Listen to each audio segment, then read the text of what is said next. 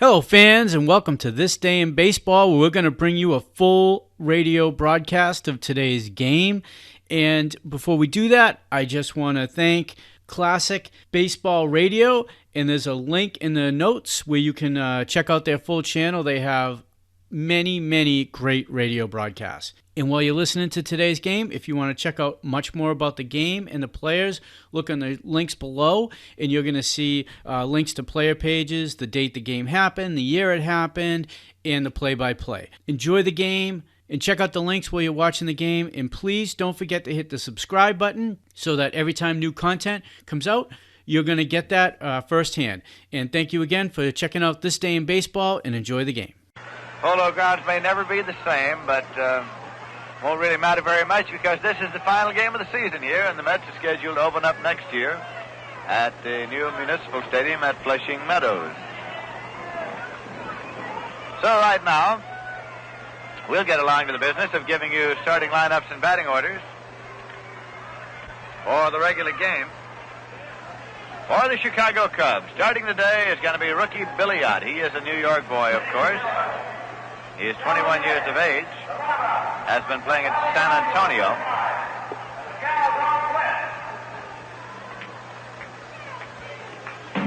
Billy Ott will be playing right field and leading off. Kenny Hubbs will be playing second base and batting second. Ernie Banks will be batting third and playing first base. Billy Williams will be in left field batting fourth. Nelson Matthews will be playing center field batting fifth. Ron Santo will be batting sixth and playing third base. Alex Grammas will be playing short and batting seventh. Juno Barragan will be batting eighth and catching, and George Gerberman will be pitching and batting ninth. Manager Casey Stengel of the New York Mets has now come out of the dugouts, heading out to the home plate area, and Dusty Bogus, who will be umpiring behind the plate, is on his way out. Now Charlie Metro is bringing out the lineup cards for the Chicago Cubs. Charlie Metro has had a long run as the head coach of the Chicago Cubs in their multi-coach system. He has been at the helm since June. Now here comes Stan Landis and Vinnie Smith to join the umpiring corps, and Mel Steiner now coming out of the dugout.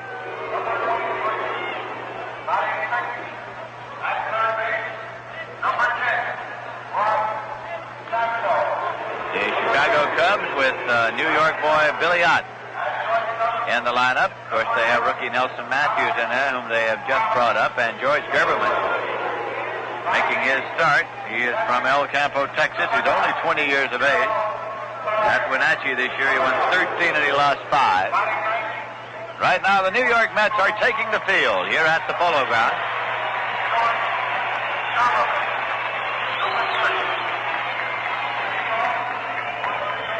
Checking them around defensively. Ed Craneville is at first base. Rod Cannell is at second base. Elio Chacon is at shortstop, and Sammy Drake is at third. Frank Thomas is going out to left field. Jim Hickman is moving out to center, and Joe Christopher out to right. Choo Choo Coleman is the catcher, and Bob Miller is the pitcher.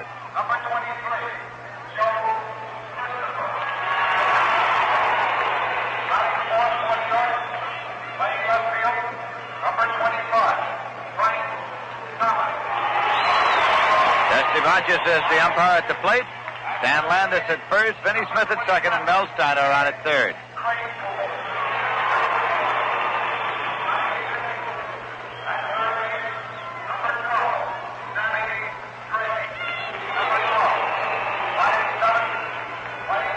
Bob Miller firing down the warm-up tosses as Lou Klein has come out to the coach's box at first base for the Chicago Cubs, and Charlie Metro is around at first. Now, ladies and gentlemen, our national anthem.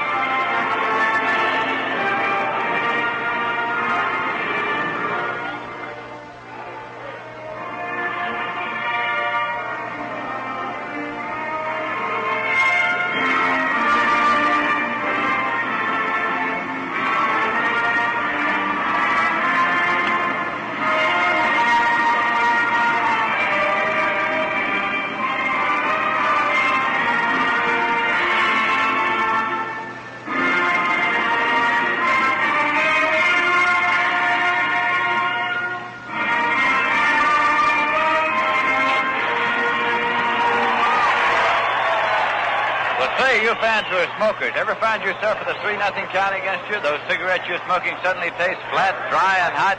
Then it's time you made a switch. And I don't mean to those weak menthol brands some people try out as pinch hitters. They just haven't got what it takes. I mean a real change to Cool. Tell you something, your cigarette's not tasting cool enough till you come up to Cool. Cool's refreshing menthol magic actually brightens taste. You'll feel extra coolness in your throat all day long. Extra coolness no other cigarette can give you. Here's the first pitch. It is to Ott, and he sends a ground ball down to Cranepool. He plays over to Miller, covering in time for the out. So New Yorker Billy Ott has grounded out. 3-1 if you're scoring, and that'll bring up Ken Hubbs. Ott is 21 years of age. In San Antonio this year, he led the league in triples and hit 278. He had 23 home runs. And now Kenny Hubbs at the plate for the Chicago Cubs.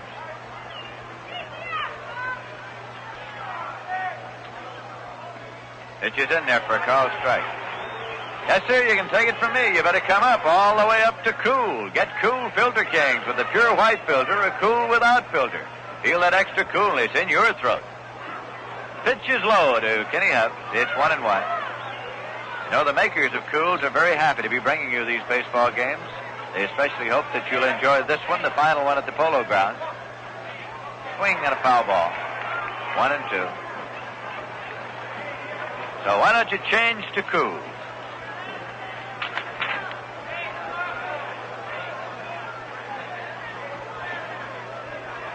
One ball, two strikes to Kenny Hubbs, right-hand batter, as right-hander Bob Miller. Brings the pitch a little outside, and it's ball two. It's 2-2. So far this season, the Chicago Cubs and the New York Mets have played 14 games. They have won 7 each. Miller's pitch sails high, and it's 3-2. Bob Miller has won none and lost 12 this season. Ernie Banks is now on deck for the Chicago Cubs. A full count to the Cubs' second baseman. Miller now with the windup and the payoff pitch, slow and away, and he walked in. So Kenny Hubbs goes down to first base with the base on balls. First given up by Bob Miller. Hubbs becomes the first base runner of the game, and that brings up Ernie Banks.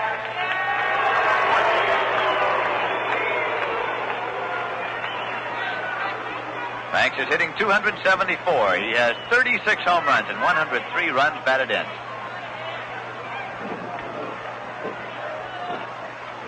He's in there. It's strike one.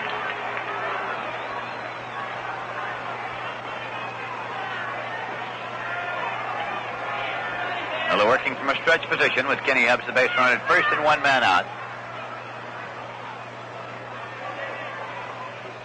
As a pitch out, nothing on. It's 1-1. Bob Miller is making his 20th start and his 32nd appearance of this season. Against the Cubs, Miller has had 2 starts and 1 relief appearance. His record, no victories and 1 loss against the Cubs. That pitch outside. 2-1. In case you missed scores last night, in the National League, the Phillies beat the Cincinnati Reds 2-1. The Los Angeles Dodgers beat the St. Louis Cardinals 4-1, and the Houston Colt 45s beat the Giants 6-5. Base runners going as a swing and a foul ball back and out of play. 2-2. Ernie Banks, who was in successive years voted the most valuable player in the National League.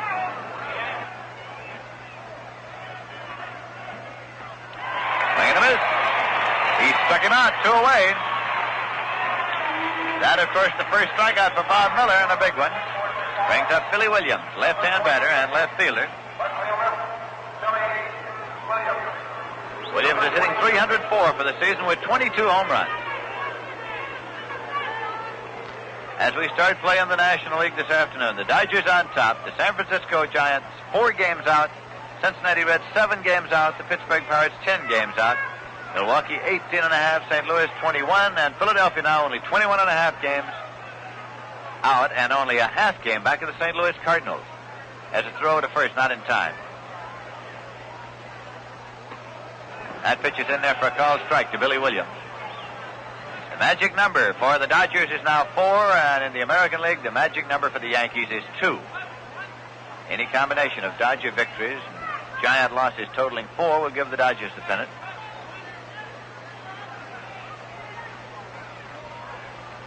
Pitch is outside, 1-1. Any combination of Yankee wins and Minnesota losses totaling 2 will give the pennant to the New York Yankees.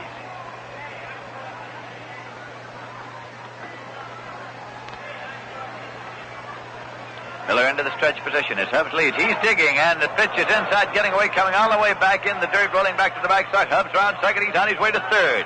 Choo-Choo Coleman retrieves the ball. We'll find out how the official score is going to rule it. Pass ball or wild pitch.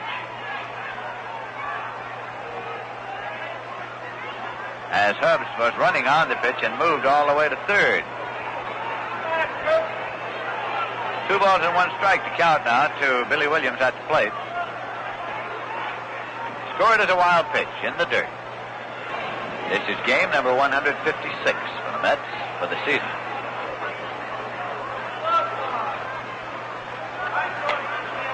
Pitch is high. 3 balls and 1 strike to Billy Williams with Nelson Matthews on deck. This is the 3rd game of the series. Mets won on Friday night, and the Cubs won yesterday afternoon.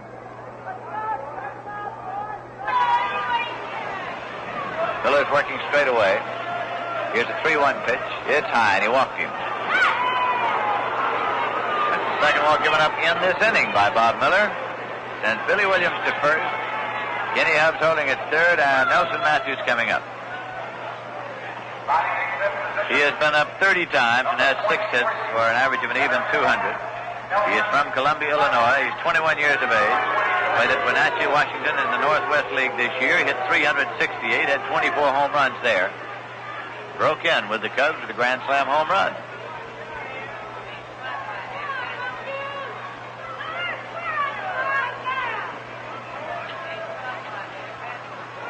It's a swing and a ground ball going through the hole into left field for a base hit. Kenny Hubbs comes out to score. Billy Williams holds at second. And holding it first is Nelson Matthews.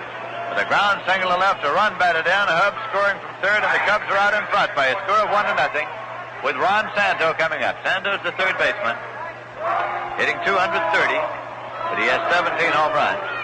They've had him all up and down that batting order. They've used him as a leadoff man. They batted him second. They batted him fifth. He's been all up and down the line. 2 men out.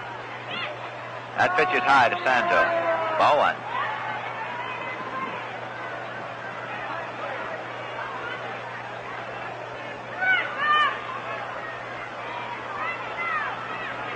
Runners leading at first and second bases. Santo was Rookie of the Year his first year with the Cubs, year before last, 1960 season. Here's a swing and a ground ball, foul. Charlie Metro, the coach at third, fields it.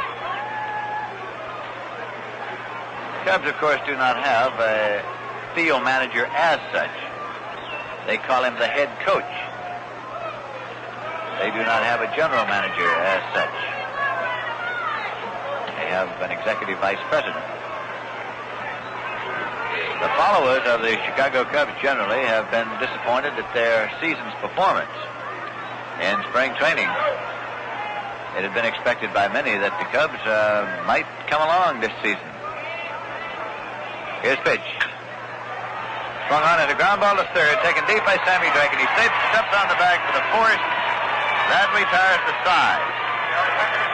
So in the top of the first, the Cubs got 1 run on 1 hit. There were no errors, and 2 men left. So at the end of 1/2 inning of play, the score is the Chicago Cubs 1 and the New York Mets coming up 0. Well, you've heard that gag about a 1-game winning streak. But say, you fans who are smokers, did you ever find you were having a 1-puff winning streak with your cigarettes? That brand you've been smoking ever began to taste hot and dry after the first puff? When things are going that way, folks, it's time you made a switch. It's time you changed to Cool. Fact is, your cigarette's not tasting cool enough unless you're smoking Cool. That's because Cool's menthol magic actually brightens taste. It's refreshing all day through. You'll feel extra coolness in your throat all day long. Extra coolness no other cigarette simply can give you because they just don't have that menthol magic that Kool's got. So get out of that smoking slump. Come up, all the way up to Kool. Get Kool Filter Kings with the pure white filter or Kool without filter. Now on with the game. The makers of Kool are happy to be a part of bringing you these games. And they have brought them to you, of course, all season long, and they especially hope that you're enjoying this, the final game of the season at the Polo Grounds. Leading off, for the New York Mets. The Mets will send up Elio Chacon to lead off the shortstop.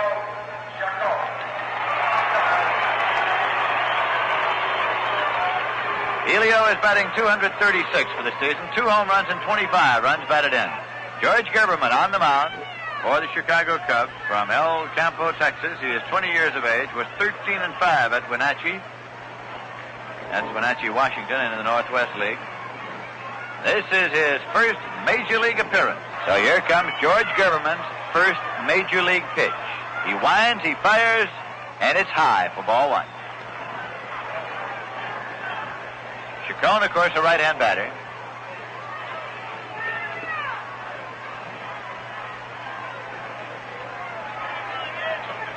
That pitch is right in there. Gerberman seemed to be aiming that one, wanted to be sure and not get too far behind on the first man he has faced in the Major League. Just 1-1.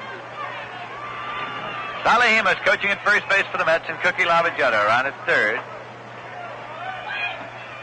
That pitch is low. Casey Stengel had Salihima as the sign man at third for most of the season, and then when Sally went on a scouting trip to Texas, he moved Lavagetta over there and left him. That pitch is high, and it's 2 balls and 1 strike now. Choo-Choo Coleman on deck for the Mets.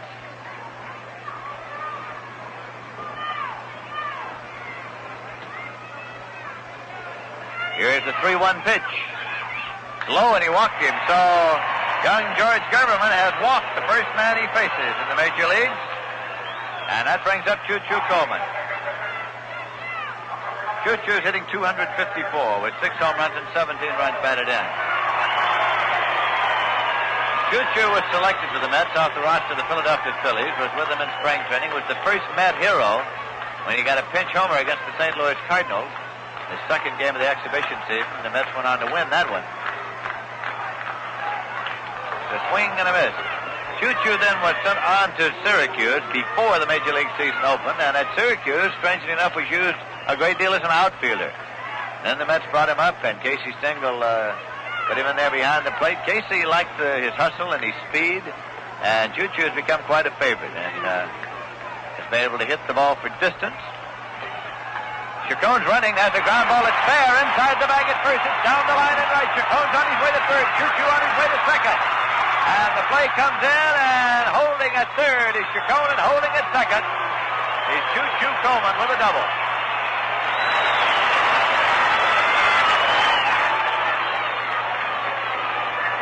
Well, the hit and run was on with Elio Chacon moving on the pitch. And Choo-Choo Coleman slashed the ball just inside the bag at first. Ernie Banks came over, reached for it, but could not feel the ball. And the Mets now have runners at second and third. And Joe Christopher's coming up. Christopher has been hitting the ball especially well the past month. He has a season batting average now 253. 6 homers and 30 runs batted in. And that pitch is in there for a called strike.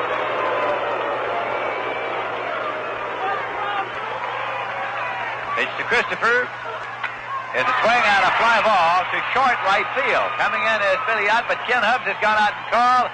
Hubbs makes the catch. Chacon draws the throw and goes back. There's no advance, one away. Right now, we pause for station identification. This is WGY Schenectady, 810 on your dial, where the time is now 25 minutes before 3 o'clock. This is Lindsey Nelson with Bob Murphy and Ralph Kiner at the Polo Grounds, where Frank Thomas is coming up. Runners at second and third and 1 man out. Big Frank with 32 home runs this season. He is tied with Roger Maris of the Yankees for the New York home run lead of the season.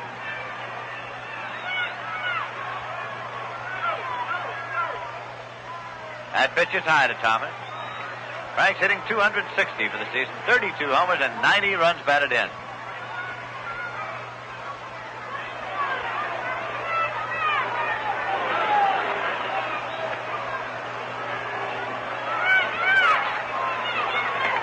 That pitch is in there for a called strike to Thomas. Ed Cranepool is on deck now. He's the youngster signed out of James Monroe High School this year by the New York Mets. A muchly sought-after young player. Made his major league debut yesterday. Again, Gerberman with the pitch. Swung on. It's a ground ball to third. Here's a play at the plate, and Chacon is hung up. He is tagged out, and now Coleman is hung up, being chased back by Santo, and now they have him in a rundown. And he is tagged out, and the ball gets away, and he is tagged out again, and now he's out. And the side is retired. The ground ball to third, taken by Santo. He played to the plate to Cuno Barrigan, so the play on Chacon went from 5 to 2 to 5. And then the play went from 5 to 4 to 2 to 6 on Coleman, with Thomas, of course, on the field as choice, and the side is retired in the bottom half of the first inning. The Mets got no runs on one hit, no errors, and one man left. And at the end of one full inning of play, the score is Chicago Cubs 1, the New York Mets nothing. This, of course, the final game of the season for the Mets here at the Polo Grounds, and next year they're scheduled to open up in a new stadium. Next year you'll be able to see your Mets in entirely new surroundings at the beautiful new Flushing Meadows Stadium. Work on this new ballpark has progressed to the extent that the Mets are now accepting applications for season boxes and combination plan tickets. Prospective purchasers may send names and addresses to Ticket Manager, Polo Grounds, New York 39, New York, and application blanks will be sent them. Present subscribers need not apply because applications will be mailed automatically to them.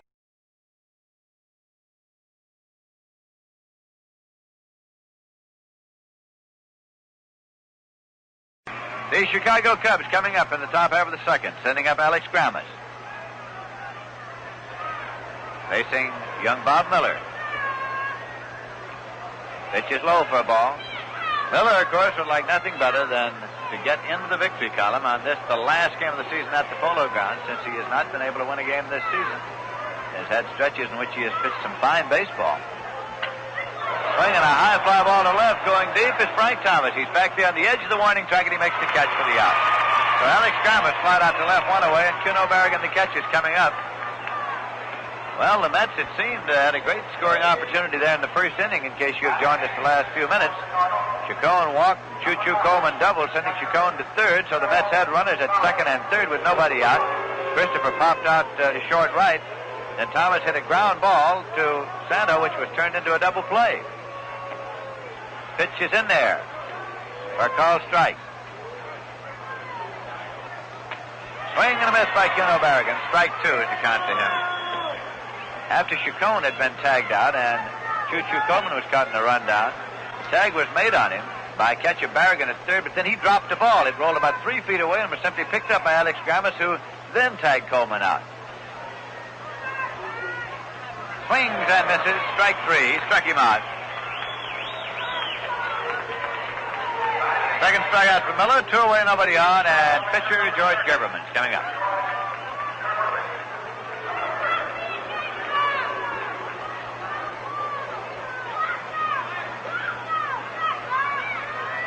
As a pitch swung on, it's a blooper to first base. Taken by Cranepool for the out that retires the side.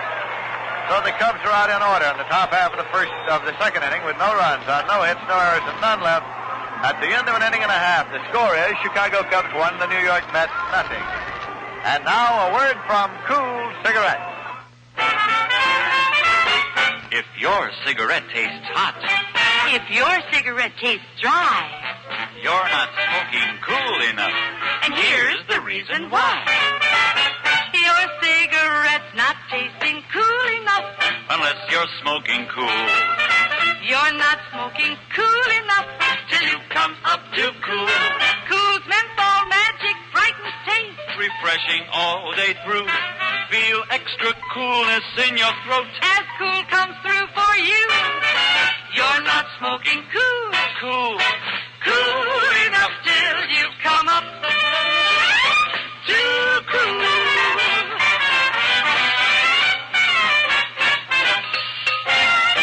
Enjoy the extra coolness you feel in your throat when you smoke Cool.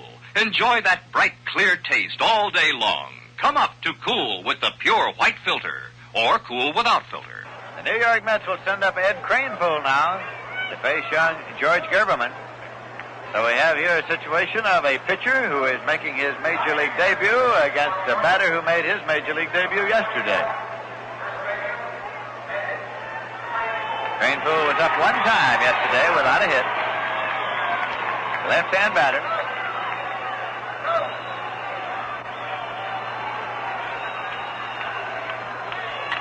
Sends a ground ball right back to Gerberman. He plays it on to first base in time. So there's one away, and that'll bring up Sammy Drake. Sammy Drake is a switch hitter. He'll be batting left against the right-hand pitcher here. Drake has been up 40 times and had 8 hits.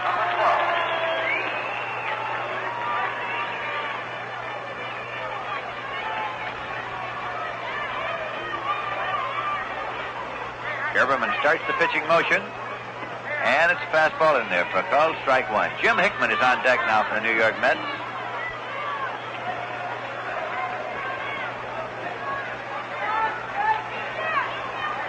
Again, the pitch. Swings and lines it into the glove of Banks at first for the out. Sammy Drake lining it right into the glove of first baseman Ernie Banks for the second out, and with nobody on, Jim Hickman is coming up. Hickman is hitting 251. He has 13 home runs and 45 runs batted in.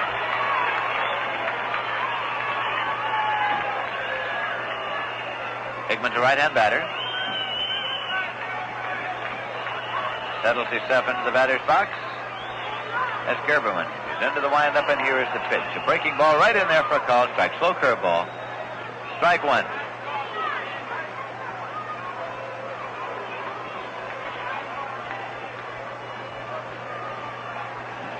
Gerberman getting a sign from Juno Barrigan. Pitch is in there for a call strike two.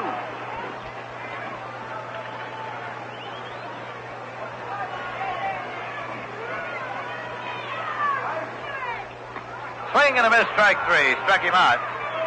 That is the first strikeout for Gerberman as he gets Hickman swinging, and Gerberman retired the side in order in the bottom of the second with no runs on no hits, no errors, and none left. The end of 2 innings of play, the score is Chicago Cubs 1 and the New York Mets nothing. Well, of course, the college football season has begun all around the country, which reminds us that there'll be a big football game played here next Saturday afternoon.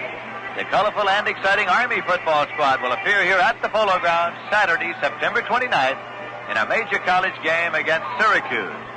In addition to the football game itself, spectators will have an opportunity to see the Corps of Cadets of the United States Military Academy, who will put on one of their stirring and memorable parades here in the ballpark before the game.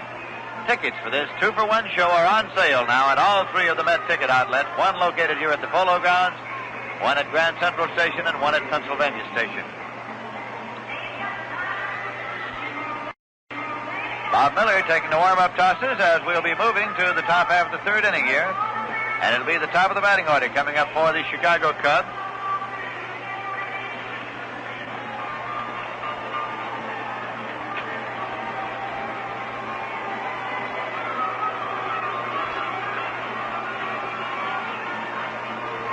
Now Miller has just about completed his warm-ups. There's a throw going down to second base. We're all set to go, and all set to go right here is Ralph Kiner.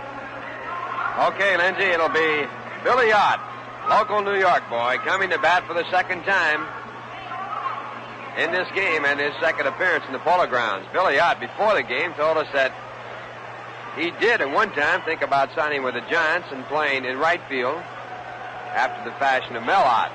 But then the Chicago Cubs persuaded him not with money, but with talk to join their organization, and that's how he got here the hard way, as far as the Giant fans are concerned. Ott hit 23 home runs at San Antonio, and he takes the first pitch for ball one, high fastball. 21 years of age. He attended Cardinal Hayes High School in New York City. Fastball bounced down to Kranepool. He takes it one-handed. Wins the race to the bag. That's out number one here in the top of the third. So both times that Billy Ott has been to bat. He has grounded out to first base. And that brings up right-hand batting Ken Hubbs. Ott, incidentally, is a switch hitter. Hubbs batting .263, 5 home runs and 49 runs batted in. He reached first base in yesterday's game 5 times successfully. Fastball hit hard in the ground, dug out by Rod Canneel. The throw to first base in time. Rod Canneel going to his right made a good play coming up with the ball. It was well hit. And now the Mets have 2 men out and Ernie Banks to contend with. Ernie struck out swinging his first time up. 1 of 2 strikeout victims for Bob Miller. Miller has given up only 1 hit in allowing 1 run, and he has walked 2.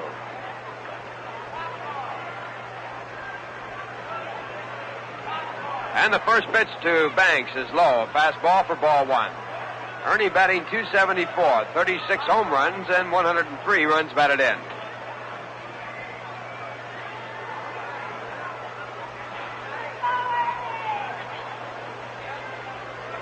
Miller reading the signs from Coleman now. Winds and back to Banks. There's a line drive down the left field line. It is a foul ball. Ball bouncing off of the wall in the short hop taken by Frank Thomas. And that ball just curved foul at the last minute. Foul by about 2 inches. Called foul by third base umpire Mel Steiner, who had run on out to make the call.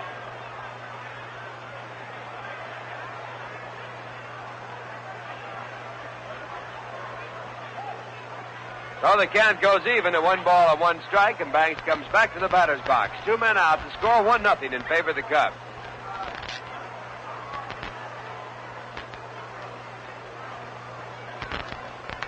Ball hit by Banks was in fair territory until the very last second, just before it hit the wall in the short hop. Now Banks looks at the curve. It's down in the dirt, ball 2. That's a good sign when you can make a ball curve to your left when you're hitting, that your hands are working fast and that the bat head speed is very fast. Now the 2-1 count. It's low for ball 3. Bo Miller after the foul ball working the count to 3-1 with 2 men out. The on-deck batter is Billy Williams. Now the windup and the delivery. And there's a pop-up on the first base side. Crane Bull calling. And he makes the catch to retire the side as Bob Miller retires the Cubs 1-2-3. And the score at the end of 2 1/2 innings of play. The Cubs won, the New York Mets nothing. Say, we really had a wonderful day on Rheingold Day, August 4th at the Polo Grounds. All of us got to meet the 6 beautiful candidates for Miss Rheingold 1963. And let me tell you, if I had my way, they'd all be next year's Miss Rheingold. Beautiful? I'll say. Really, the decision is up to you. Your votes will decide whether Carol Proulx, Eileen, Beverly, Loretta, or Chris will be your Miss Rheingold 1963. So next time you're buying beer, as beer should taste, in any one of the 45,000 stores and taverns that sell New York's favorite beer, Rheingold Extra Dry, drop in a vote or 2 for your favorite candidate. And right now, while you're enjoying the game, why not enjoy a glass of Rheingold Extra Dry with the flavor that's brisk and bright and clean, clear through. Don't forget now, next chance you get, vote for your favorite Miss Rheingold 1963. Mets will play Milwaukee 2 night games on Tuesday and Wednesday and finish up the season in Chicago Friday, Saturday, and Sunday. Of course, all those games will come to you over the New York Mets Baseball Network. And now it's Rod Canneel here in the bottom half of the third. Right-hand batting second baseman. Rod batting .253, and the first pitch is taken low, ball 1. Canneel going out as though to bunt, then pulling off. Rod has 4 home runs and 27 runs batted in for the year.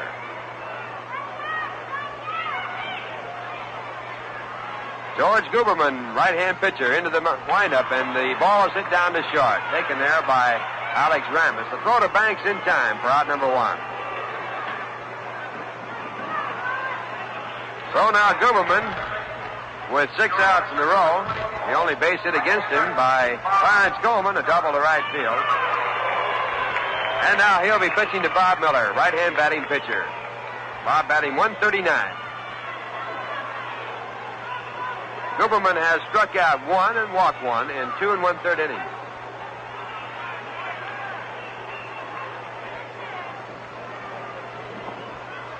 And the first pitch to Bob Miller. Outside for ball one.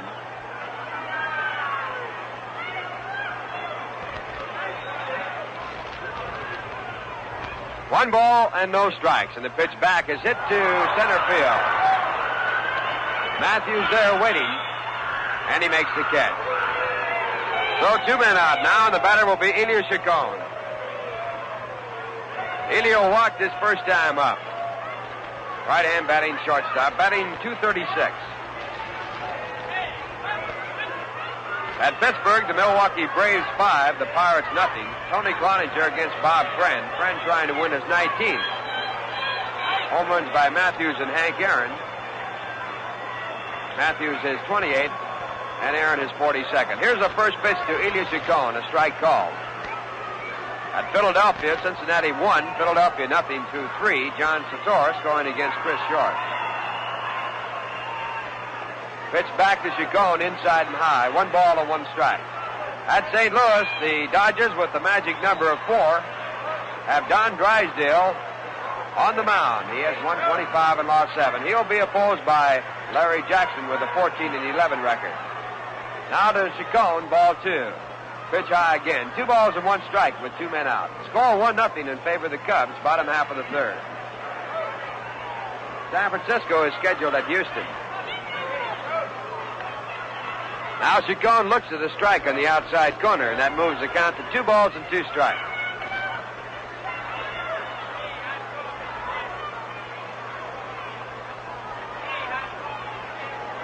George Guberman into the windup, and the pitch to Chacon. Low for ball 3. Full count now. 3 balls and 2 strikes.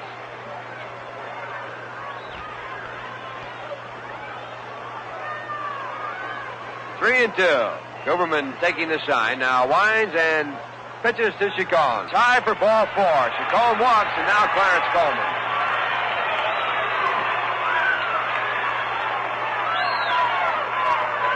Second walk issued by Guberman. And Coleman comes in. He's the only man to pick up a base hit against the right-hander. Also in the American League, Minnesota 1, Baltimore 2 at the end of 4. Dick Stigman going against Chuck Estrada. Boston at Washington, postponed because of rain. Cleveland at Los Angeles, and Detroit at Kansas City.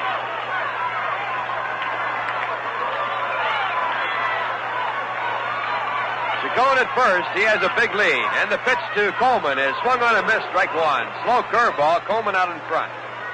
Well, the St. Louis Cardinals have turned the tables on the Dodgers. They have scored 3 runs off John Drysdale in their half of the first, and they lead the game now 3-2. Drysdale and Larry Jackson. Right here, the score 1-0 in favor of the Cubs. Mets with a time run at first base and 2 men out. Bottom half of the third inning.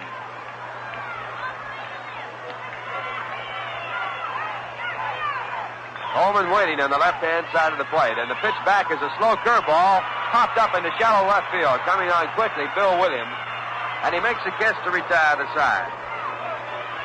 And the Mets in the third inning had a base runner on a walk, no runs and no hits. 1 man was left, and the score at the end of 3 innings of play: the Chicago Cubs 1, the New York Mets nothing. Well, this is the last game here at the Polo Grounds, and if you happen to be listening here in the stadium, real good idea as a memento of the return of National League Baseball to New York is to pick up a copy of the new and completely revised Mets Yearbook. It contains a history of many famous sporting events which took place right here in the Polo Grounds. Boxing and football as well as baseball. Biographies and photos of all the Met players, manager Casey Stengel and the coaching staff, and pages of action pictures. And you can purchase it right here at the Polo Grounds for 50 cents, or if you would like to mail in for it, simply write to Mets Yearbook, Polo Grounds, New York, 39, New York, and enclose 50 cents. It will certainly be a souvenir which will become a collector's item. Speaking of collector's items, as this is the final home game of the season, and Rheingold Extra Dry would just like to tell you what a pleasure it has been to be able to bring you the Mets on radio and TV. There's still a week left of baseball action on the road, and you can be sure that Rheingold Extra Dry will bring you every bit of it. So why don't you settle back and enjoy this game, presented by Rheingold Extra Dry. And you'll enjoy it even more, I'd say, with a fine cold glass of Wine Gold Extra Dry right at your side. Now Bob Miller all set to go here in the top of the fourth inning. The score 1-0 in favor of the Cubs. Bob looking for his first win of the year. He has lost 12 in 20 starts and 32 appearances. Bob will be pitching to Billy Williams, left-hand batting left fielder. And here's the first pitch. Curveball, a good one. Swung on a miss, strike one. Miller has a real sharp curveball. His big problem is control. He has a good sinking fastball to go along. And he's had a lot of bad luck. Now the one-strike pitch. Right through for strike two. Bob Miller to Billy Williams as Williams leads off here in the top of the fourth. On deck batter Nelson Matthews. He has driven in the only run of the game. Now the curve. It bounces in the dirt. Taken on the first hop by Coleman. 1 ball, 2 strikes. Williams walked his first time up. He's batting .304 with 22 home runs, 91 runs batted in. Fine year after being the Rookie of the Year last year. Here's the 1-2 pitch to the left-hand batter. Bounce right through the middle. Williams going for a high fastball. Pitch was out of the strike zone, and he picks up a base hit. That is hit number 2. Off of Bob Miller, it will bring up Nelson Matthews, who has the other base hit in the game. Matthews singled to left field between the shortstop and third baseman. His first time up to drive in Kenny Hutt.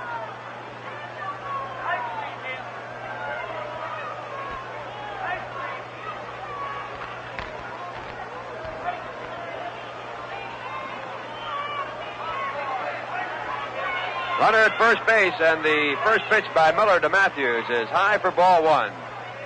Matthews batting from the right-hand side. Here's a big football score. The New York Giants 17, the Philadelphia Eagles 13 at the end of the half. Washington 7, Cleveland 3 at the end of the first quarter. Those are the two big scores in so far. Now a swing, a foul tip, held on to by Choo-Choo Coleman as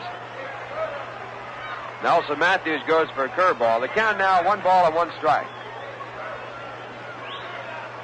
Green Bay nothing, St. Louis nothing at the end of the first quarter. Right here, it's a 1-0 game. Cubs lead.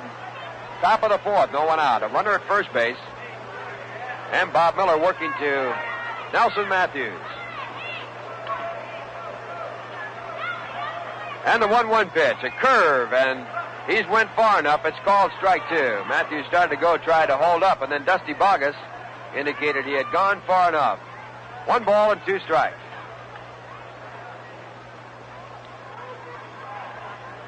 Matthews with a widespread stance. He's a big, tall fellow.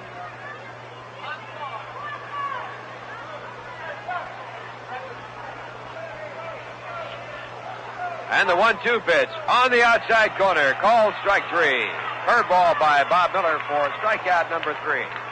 1 out now, and the batter coming on is Ron Sano.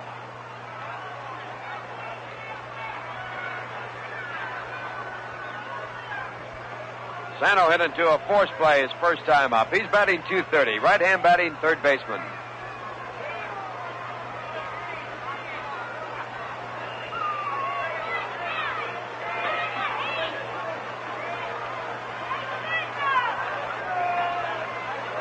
Miller a look at first base. Billy Williams there, and now to the plate with his first pitch to Sano. A curveball fouled back, strike 1. Sano with 17 home runs and 82 runs batted in. He started his career as a catcher, was moved to third base by Rogers Hornsby.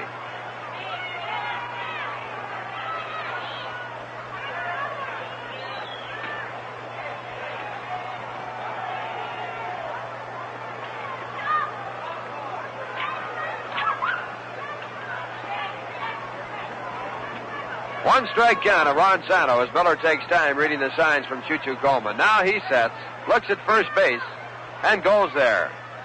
But back in time, Billy Williams.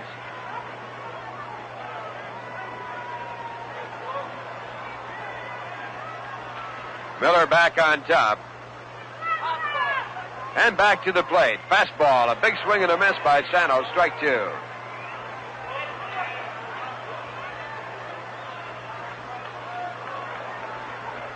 Bob Miller 0-2 to Ron Santel, the on-deck batter, Alex Gramis.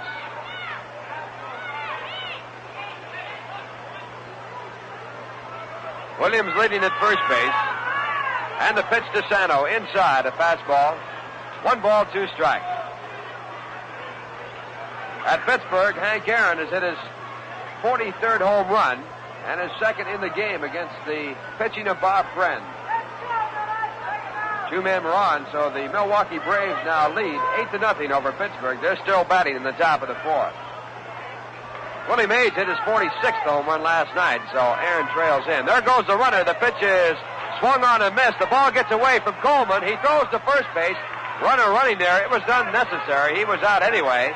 But moving on down on the strikeout to second base was Billy Williams. And we'll see how it's scored. It could go as a stolen base, a wild pitch, or a fastball. It's strikeout number 4 for Bob Miller. And he will now work to Alex Gramis, right-hand batting shortstop.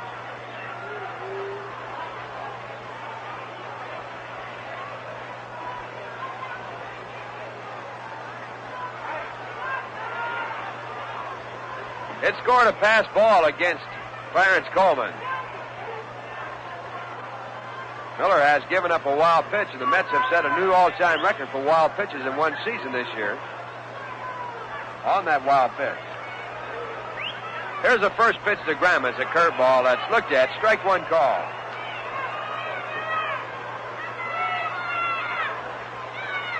Mets have made 70 wild pitches this year for the new record.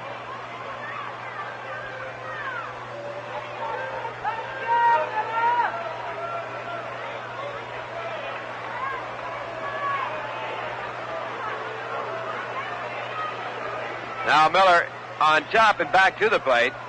Again, a called strike. This one a fastball in the outside corner. So the count now 0-2 to Alex Gramis with 2 men out. Billy Williams at second base. The score 1-0 in favor of the Cubs. Top of the 4th inning.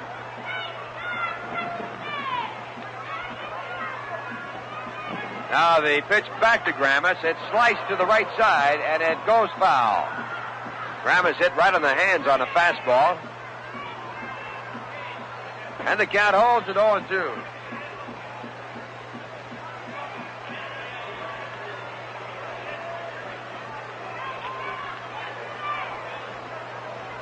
Cubs 1 run on 2 hits. The Mets have no runs and only 1 base hit off of George Guberman making his first major league start. Now it's Miller to Gramis again. The curveball outside. 1 ball, 2 strikes. Gramis flied to left field his first time up. He's batting .213.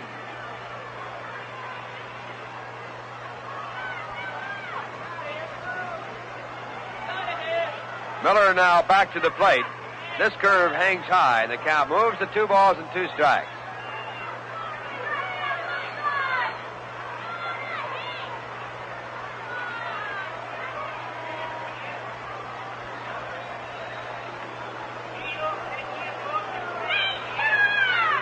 Two and 2 with 2 men out. Bob Miller shaking no with his head on the first sign. Now nods yes, as Coleman sends him the sign. Now again he goes no, and Gramis steps out of the batter's box. Time called. Gramis now back in, and Miller gets set. And his next pitch, a curve high for a full count at 3 balls and 2 strikes. The on-deck batter is Kuno Berrigan, the catcher. He bats from the right-hand side.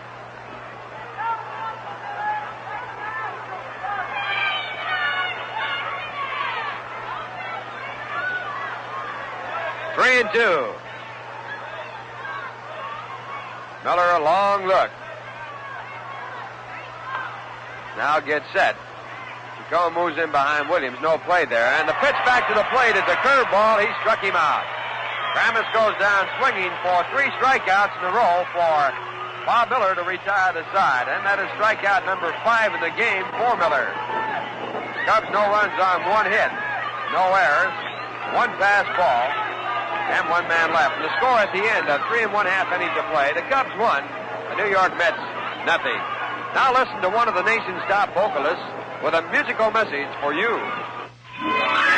Hi, this is Vic Damone.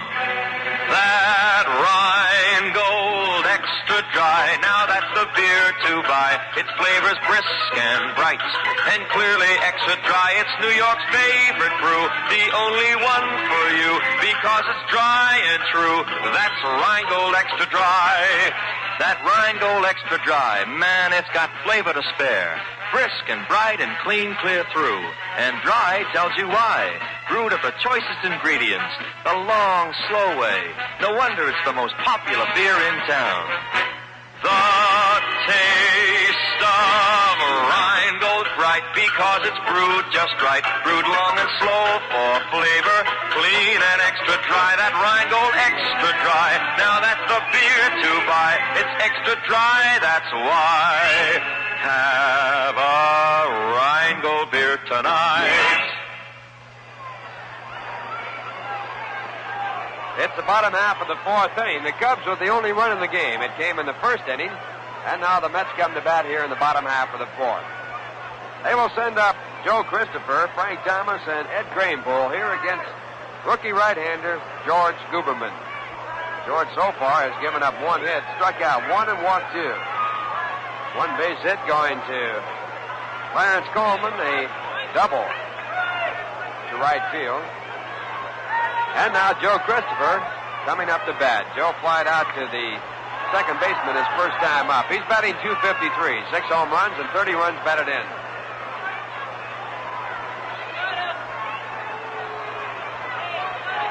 And the first pitch by Guberman. Just outside, a little bit low too. Ball 1.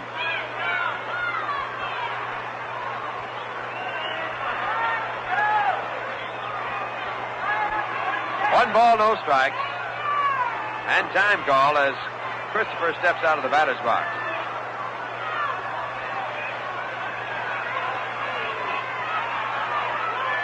And here's the pitch. It's on the outside corner. Strike call, the curveball. 1 ball, 1 strike. Maury Wills has just stolen his 96th base of the season. The Ty Cobb for the all-time leadership in stolen bases in 1 season.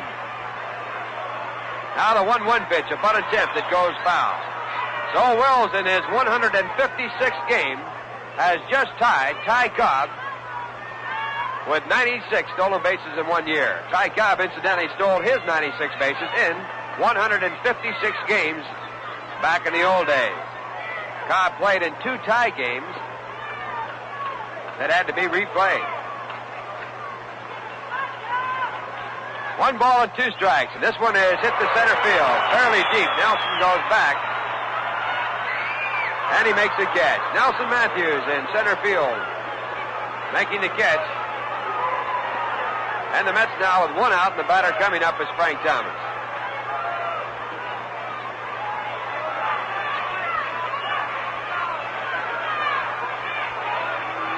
In that Dodger game, the Cardinals lead 3-2. It's Don Drysdale against Larry Jackson, the game in the bottom half of the 2nd inning. Dodgers with the magic number of 4. They lead the National League. There's the first pitch to Thomas, strike 1 called. And any combination of Dodger victories and San Francisco losses that total up 2-4 will automatically clinch the pennant for the Los Angeles Dodgers. In the American League, the magic number is 2 for the Yankees. There's a curveball that's down low. 1 ball, 1 strike with 1 man out.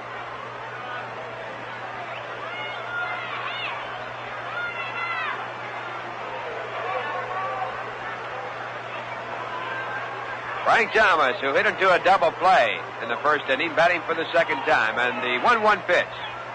Slow curve hangs high. 2 balls and 1 strike. Frank this year hit in 18 consecutive games to set a new Met record, of course.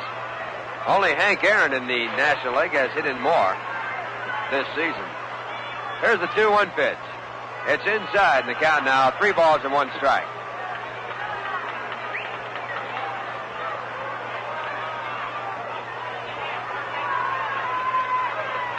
Tommy Davis of the Dodgers also hit in 18 consecutive games.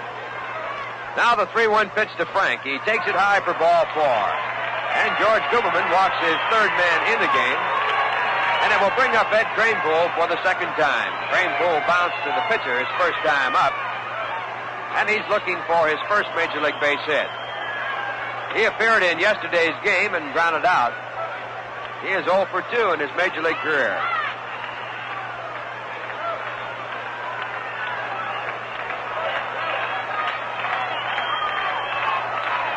Left-hand batter. He has a good stance. Looks like he can hit. And he looks at the fastball for strike 1. Ed hit .342 at Auburn in the New York-Pennsylvania State League. That was his first season of professional experience. He's just out of James Monroe High School. There's a throw to first base. Getting back safely is Thomas.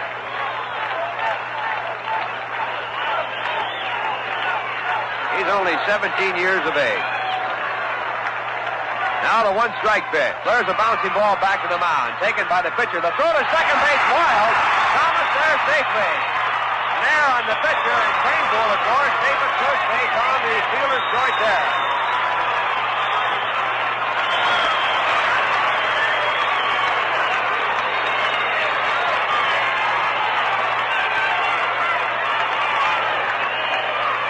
So now the Mets have the tying run at second base. The go-ahead run at first with 1 out, and the batter will be Sammy Drake.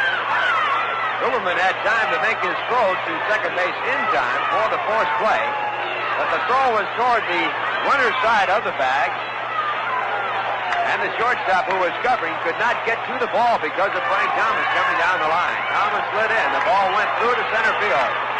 Ramos did not get his glove on it. And the Mets now have runners at first and second with 1 out. And now Guberman into the stretch position and to the plate to Drake. And there's a swing and a foul ball down on Drake's foot. Strike 1.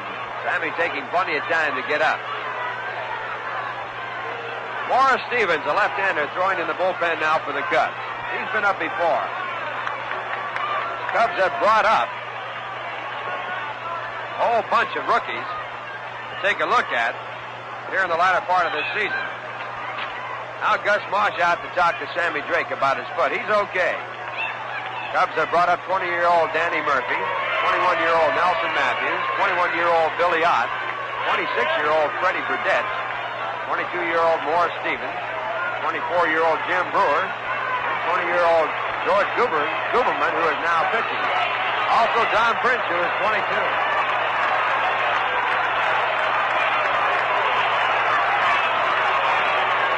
Now time is in, and the 1-strike pitch to Sammy Drake. Taken low for ball 1. Drake lined to first base his first time up. He's batting .200. No home runs and 7 runs batted in. 1 ball, 1 strike. And Guberman back to Drake. A curveball pulled down to first, dug out by Ernie Banks. The runners move up, and that is out number 2. Banks making the play at first base by himself. Frank Thomas going to third, and Eddie Kranepool on down to second. So 2 runners in scoring position at second and third as Jim Hickman comes up for the second time. Jim struck out swinging his first time up. He's batting .251 with 13 home runs and 45 runs batted in.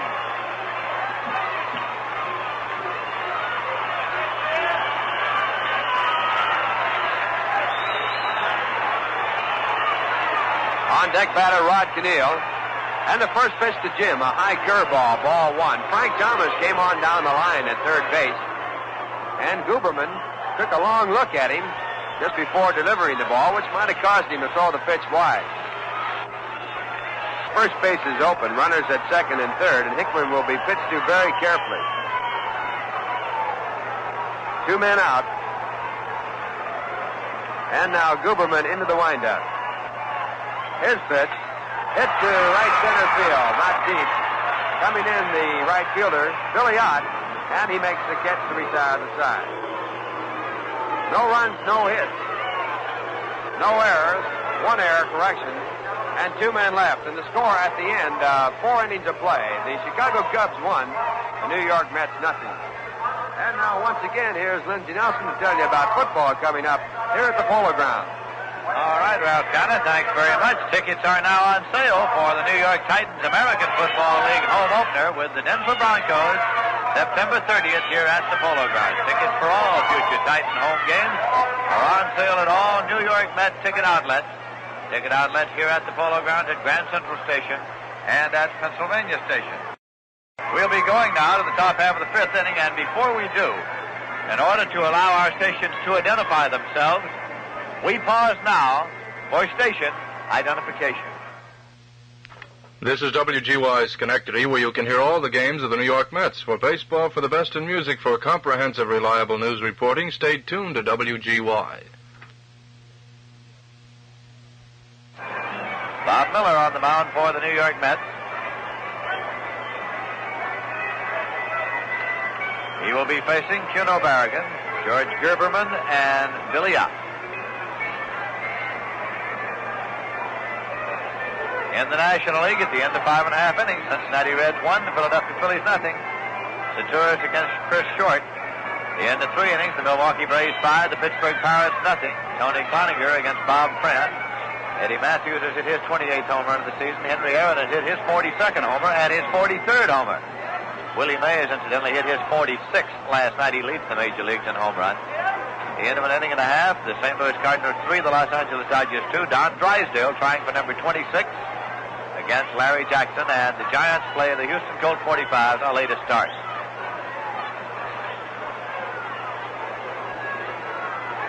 First pitch to Kuno Barragan is low and away for ball 1. Barragan's been up 1 time and he struck out. Bob Miller has struck out 5 incidentally. After allowing a single to Billy Williams in the 4th inning, he struck out the side. Here's a swing and a miss. 1-1. In the American League at the end of 2 innings, the New York Yankees 1, Chicago White Sox nothing. Stafford against Wynn. Early Wynn going for victory number 300 of the season. Stafford is going number 300 of his career, of course. Stafford is going for number 14 in the season. Pitch to Barragan is in there for a call strike. 1-2.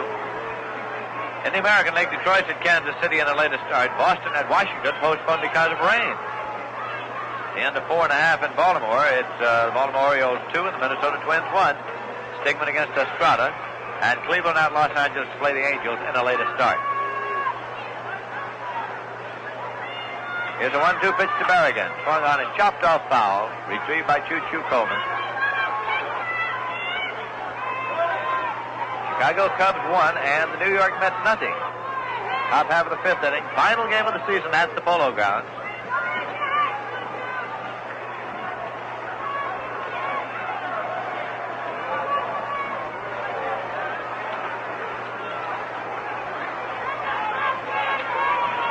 Again, Bob Miller into the pitching motion. Barragan swings and misses. Strike 3. He struck him out. Strikeout number 6 for Bob Miller, who now has struck out 4 in a row. Matthews, Santo, Gramus, and Barragan. And George Gerberman coming up for his 2nd time in the Major League. Popped out to first base to Ed Kranepool in the 2nd inning.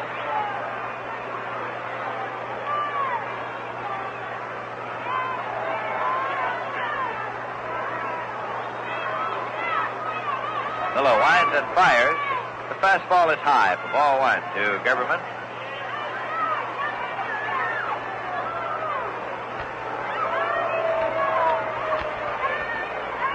And again the pitch.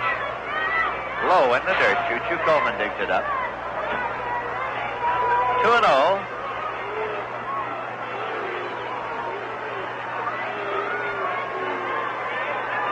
Now Miller takes a moment. Behind the rubber, he's looking around the outfield, rubbing up the ball. Trying to get settled down here as he's gone behind 2-0 on the pitcher. Here's a pitch, it's low and away, ball 3. It's out 3 balls and no strikes now to Gerberman. Last time up Miller got way behind on Gerberman before getting him on the pop.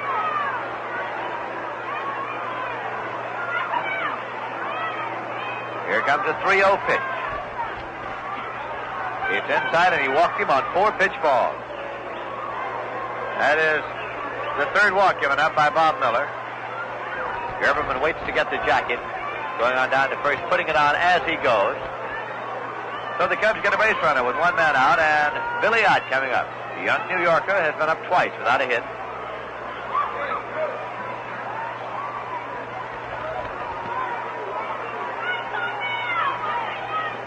On deck now is Ken Hubbs for the Chicago Cubs.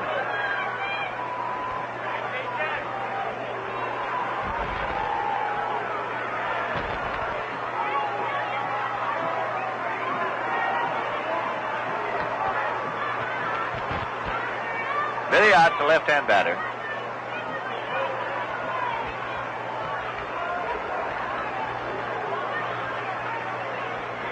There's a pitch one, and there's a high pop into center field. Jim Hickman moves in underneath, waiting, and he makes the catch for the out. 2-away. That will bring up Ken Hubbs.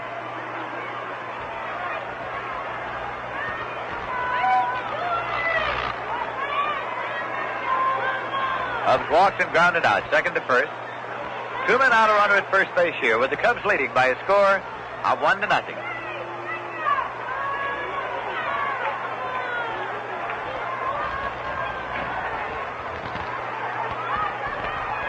Craneville is not holding Gerberman on at first base. Breaking ball swung on, and there's a high fly ball to right center field. Hickman is over, but Christopher calls, and Joe Christopher makes the catch for the out that retires the side. And in the top half of the fifth, the Cubs go out with no runs on no hits, no errors, and 1 left. The end of 4.5 innings of play, the score is Chicago Cubs 1, the New York Mets 0.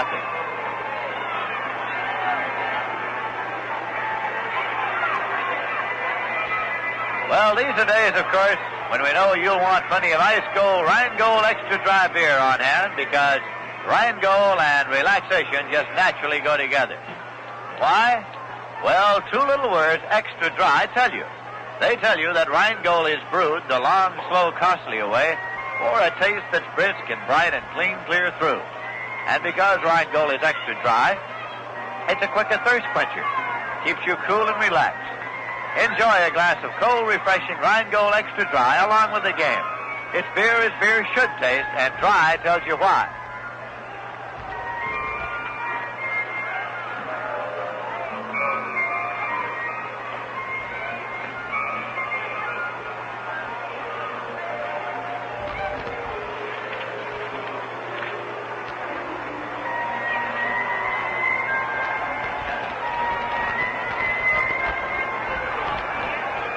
We'll be going now to the bottom half of the 5th inning, and the New York Mets will send up Rod Keneal to lead off. He's been up 1 time, and he grounded out.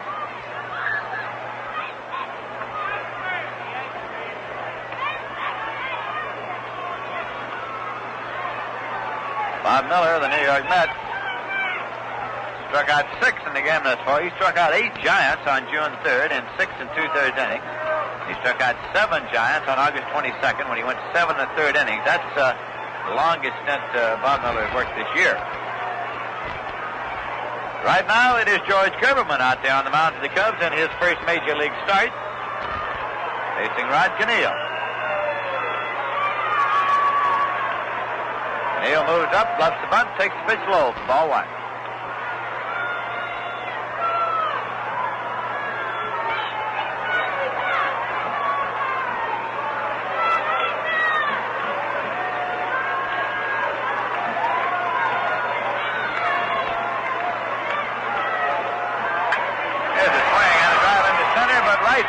Center fielder Nelson Matthews to make the catch.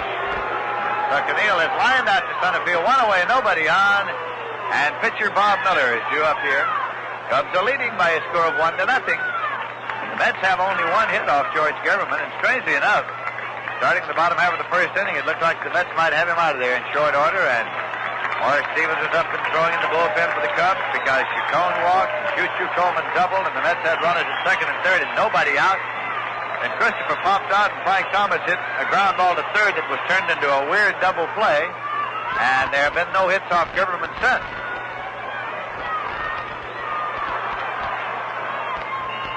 That pitch is in there for a called strike. Bob Miller has been up one time and he flied out to center field.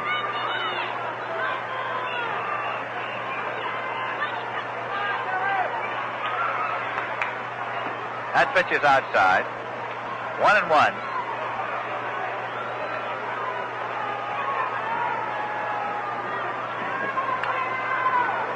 Elio Chacon now on deck for the Mets.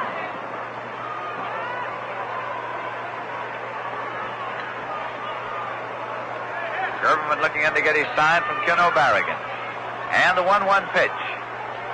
It's a swinging strike. He tried to check it, but umpire Dusty Vargas said he brought it around far enough. It's 1-2 now to Miller.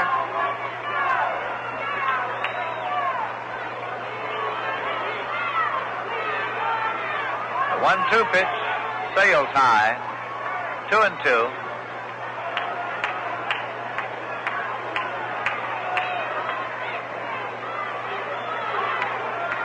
Gerberman takes the glove off, rubs the ball up. Now sets, and here's the 2-2 pitch. It's a fastball outside. It's a full count now, 3-2. One man out, nobody on base for the Mets.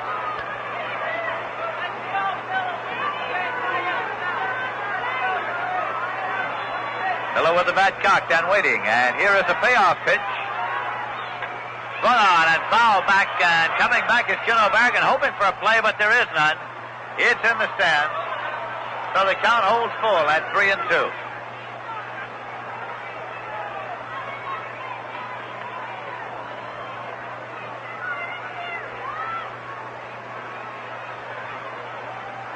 Miller again steps into the batter's box. That foul ball hit in the stands just behind the Cub dugout, and there was a mad scramble for that souvenir. Here's a 3-2 pitch that is low, and he walked him, and the Mets get a base runner. Here in the bottom half of the fifth inning, that is the fourth walk given up by George Gerberman. Puts Miller on at first. He waits for the jacket to be brought out. And now Elio Chacon is coming up. Chacon has been up twice, and he walked both times.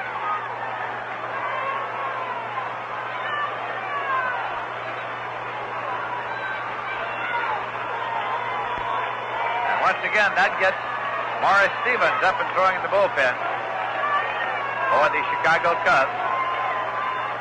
Now Dusty Vargas calls time a moment.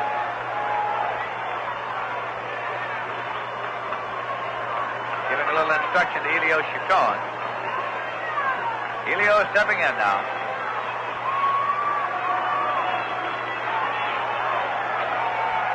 Pitch is in there for a called strike. Bob Miller on at first base has good speed. He has been used a number of times during the season as a pinch runner.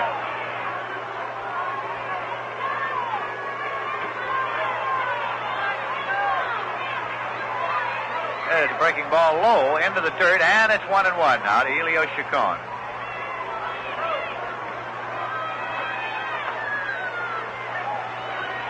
Ernie Banks at first base, holding Bob Miller on. Takes a short lead.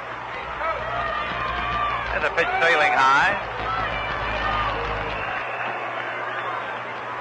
2-1.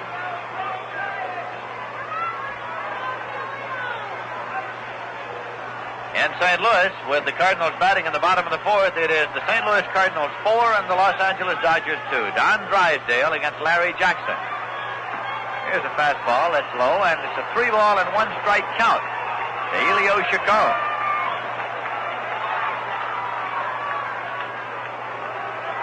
These two teams have played 14 games this season. The Mets have won 7 and the Cubs have won 7.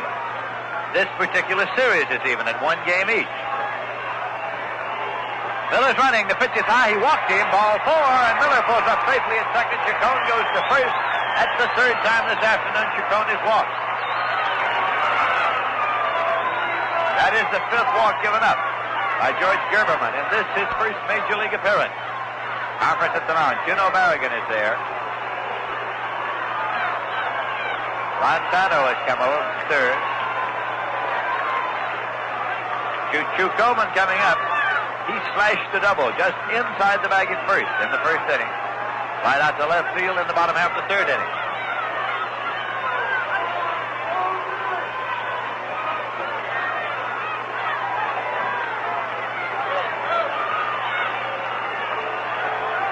Choo-Choo's a left-hand batter.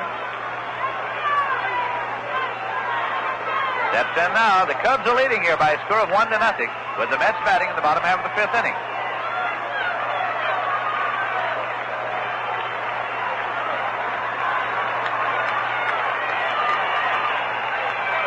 Choo-Choo watches low and away for ball one. Charlie Metro is right in the corner of the Cub dugout, watching the proceedings very intently with left-hander Morris Stevens warming up in the bullpen. Coach Buck O'Neill is just beside Charlie Metro in the Cub dugout. Here's a pitch, breaking ball high. It's ball two. 2-0 to Choo-Choo Coleman with Joe Christopher on deck for the Mets. One man out here.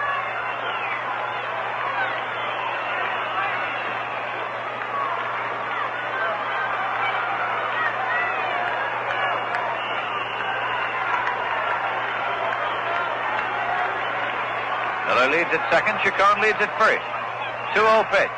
Right in there. He was taking. It's 2-1.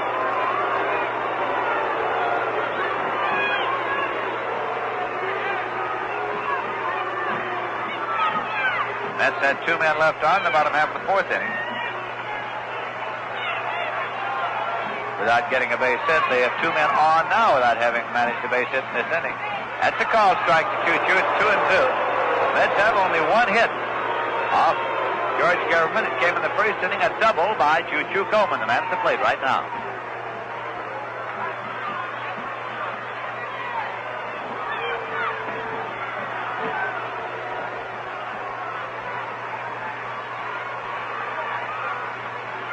Again, the set position. 2-2 pitch. Swung on and has a high infield pop. Infield fly has been called. The batter is automatically out. It is taken by shortstop Alex Garmus in short center field. There is no advance. 2 men out. That'll bring up Joe Christopher.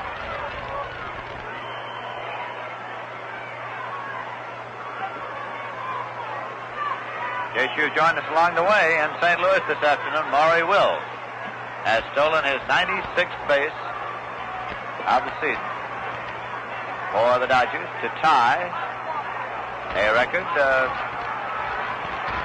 set by Ty Cobb. 1915 of 96.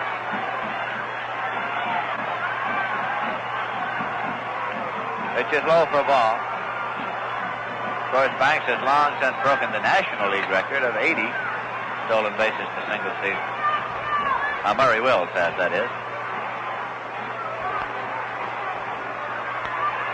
Count of 1 ball to Joe Christopher, who has that Badcock right-hand batter. Gerberman into the stretch, and here is the pitch.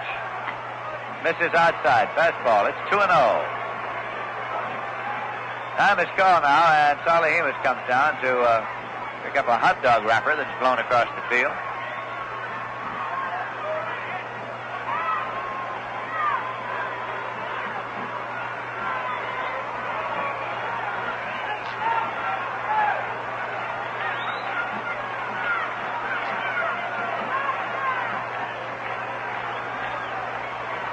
George Gerberman looking in for the sign. Comes set. Runners lead, first and second. Pitch to Christopher. Swung on and has a little blooper down toward first. And Ernie Banks makes the catch in foul territory to retire the side. Right off the handle of the bat, just flooped down toward first. And in the bottom half of the fifth, the Mets are out with no runs on no hits, no errors, and 2 left. At the end of 5, the score is the Chicago Cubs 1 and the New York Mets nothing.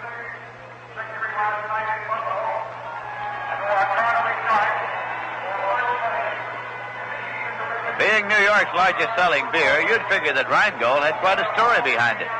But actually, it can be summed up in 2 words, extra dry. Yes, those 2 little words tell you why Rheingold has a flavor all its own. An extra refreshing flavor other beers just don't have. Rheingold brews the long, slow, and costly way, and it makes a big difference in taste. The flavor of Rheingold comes through brisk and bright and clean. It's beer as beer should taste. Any wonder then that millions of people say, my beer is Rheingold, the dry beer. But discover the difference that dry makes yourself. Enjoy fine, cold Rheingold along with the game. Just open up or order up Rheingold Extra Dry. We're going now to the top half of the sixth inning, and the Chicago Cubs will send up Ernie Banks to lead off.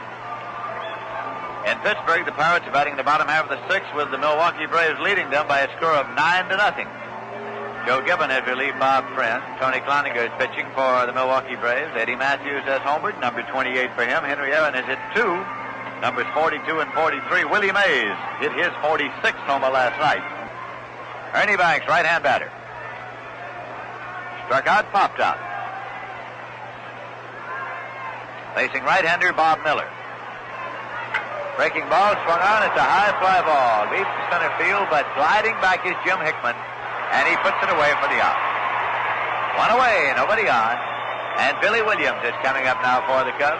Batting in the cleanup slot, he has walked and singled.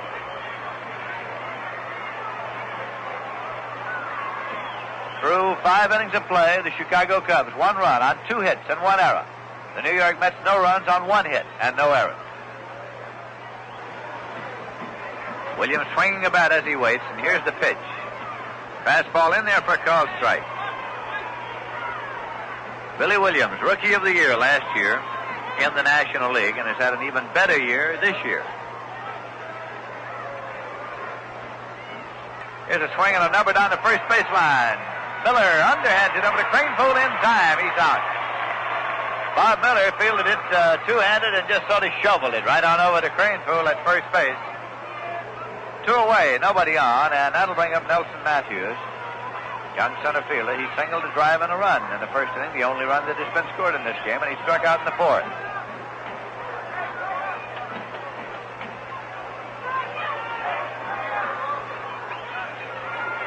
He's a right-hand batter.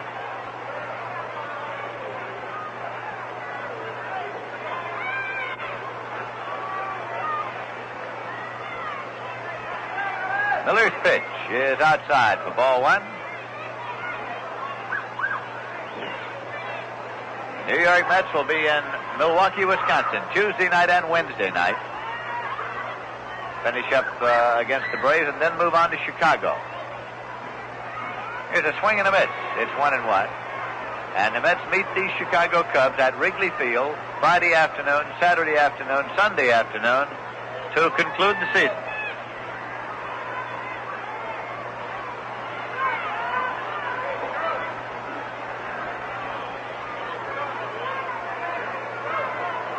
Miller looking in for his sign from Choo-Choo Coleman. Starts the 1-1 pitch. Breaking ball way outside and low. It's 2-1. Last winter and spring, when people were asking where you thought the Mets would finish, many times the answer given was they'll finish in Chicago on September 30th, and that's what they're going to do next Sunday afternoon. 2-1 pitch swung on and popped up. Elio Chacon at shorts on the edge of the outfield grass, and he's waiting, and he puts it away for the out and retires the side. Bob Miller gets the Cubs in order in the 6th with no runs, on no hits, no errors, and none left. The end of 5 1/2 innings of play. The score is Chicago Cubs 1, the New York Mets nothing. Well, did you ever notice how some ball players have that something extra special? You know, a third baseman who's a great glove man, a batter who has an extra special drag bunt. Well, there's something extra special about our favorite beer, Rheingold Extra Dry. What makes Rheingold extra special? Just 2 words, extra dry. Yes, those 2 words, extra dry, tell you why Rheingold Extra Dry has been New York's favorite beer year after year. Because Rheingold is extra dry, it has a flavor that's brisk and bright and clean clear through. During these hot midsummer days that we've had, and we'll be having Indian summer days coming up, its extra dryness makes Rheingold extra refreshing. You see, Rheingold takes the extra time. It's brewed the long, slow, costly way to brew an extra dry beer. So if you're looking for a beer that's extra refreshing, extra special, and extra dry, treat yourself to delicious, ice-cold, sparkling Rheingold Extra Dry. You'll join the millions who say, my beer is Rheingold, the dry beer. Frank Thomas is going to be up to lead off for the New York Mets.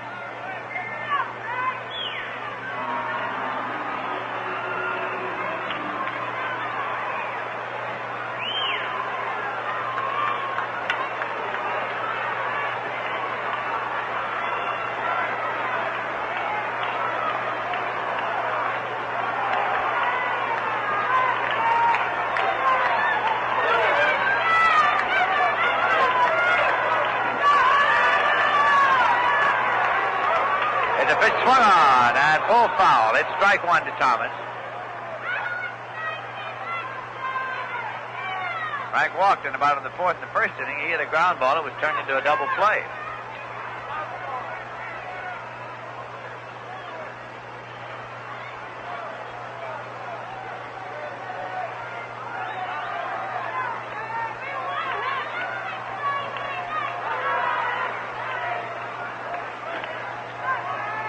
George Gerberman winds and fires a slow curveball high.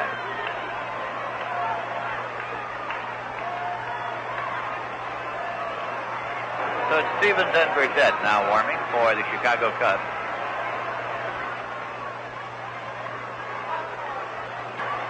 One out and drill deep to left field, way up there. It's into the upper deck for a home run for Frank Thomas.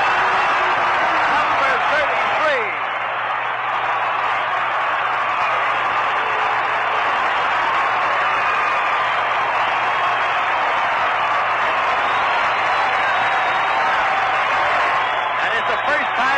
That Frank Thomas has been able to homer off the Chicago Cubs. He has now hit a home run against every team in the National League.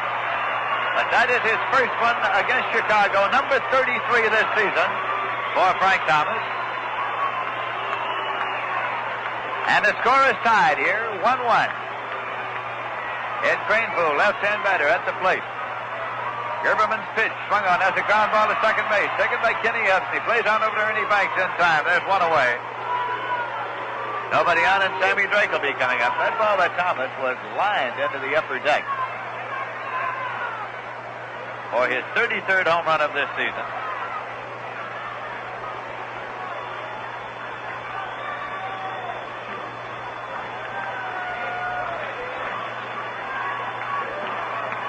Sammy Drake batting left. Verdette and Stevens throwing in the bullpen. That pitch is low for ball.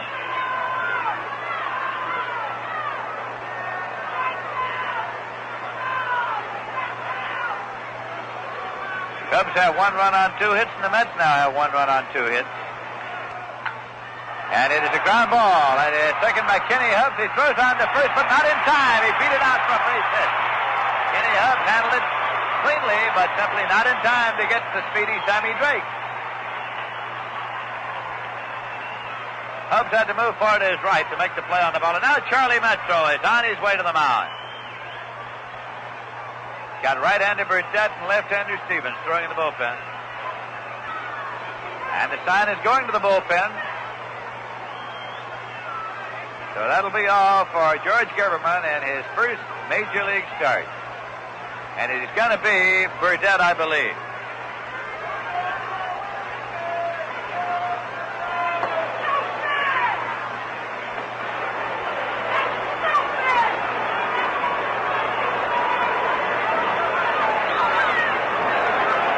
George Gerberman, in his first Major League start, has pitched 5 1/3 innings, which he has given up 1 run on 3 hits, struck out 1 and walked 5.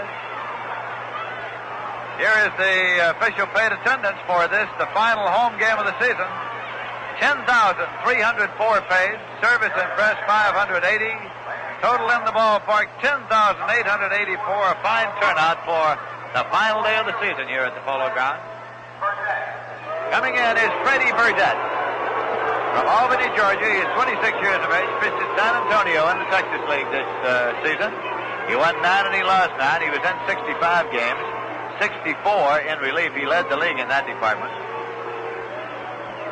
So Freddie Verdette being brought on here in relief. And Gerberman is going out of the game, getting a hand here at the Polo Grounds, as he does. And right now, in order to allow our stations to identify themselves, we pause now for station identification. This is WGY Schenectady 810 on your dial, where the time is now 3 minutes past 4 o'clock. This is Lindsey Nelson with Bob Murphy and Ralph Kiner at the Polo Grounds, where the Cubs have just made a pitching change, bringing on Freddie Verdette, a right-hander who is firing him down now. He will be facing Jim Hickman. 1 man out, and Sammy Drake, the base runner at first. Apparently Charlie Metro had decided that Gerberman had gone about as far as he wanted to let him go, because Actually, Drake beat out a ground ball that was fielded cleanly by Kenny Hubbs going to his right. But Gerberman had walked 5 in this game, and he struck out only 1. Score tied here, 1-1. In the bottom of the 6th.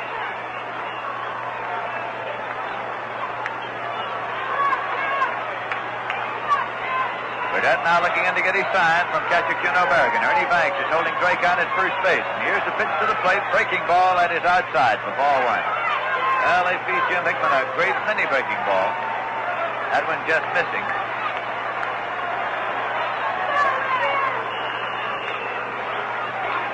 Rod Keneal is on deck now for the Mets.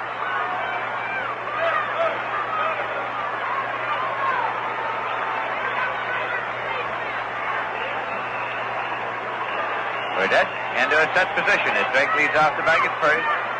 And the pitch. Swung on as a ground ball to third. Ron Santo up with it. Plays across the Hubbs. He's out to throw to first. Off the bag and by Banks. And heading for second base is Jim Hickman. Trying to retrieve the ball is catcher Kuno Berrigan. Hickman holds it second as Berrigan comes up with it. The force was affected on the lead man. Drake at second, and that play went 5-4. But the relay from Hubbs on over to first got by. It is an error on the throw on Kenny Hubbs, and that puts Hickman at second base with 2 men out and Rod Keneal coming up.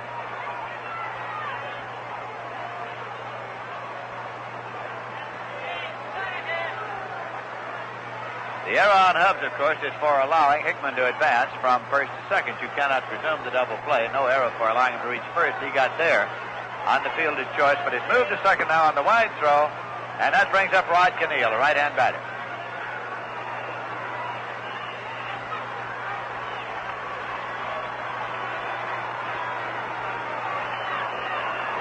And they got to put him on with first base open, and pitcher Bob Miller due up next. Rod Keneal is being intentionally passed. No action in the bullpen at all of the New York Mets. Ball 2 to Rod Keneal.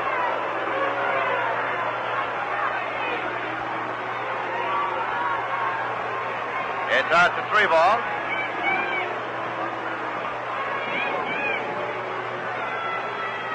And Keneal has been intentionally walked. And Bob Miller is coming up. Miller's been up twice. He flied out to center field and he walked. Mets now have runners at first and second. That intentional pass, the first walk, of course, given up by Freddie Verdette.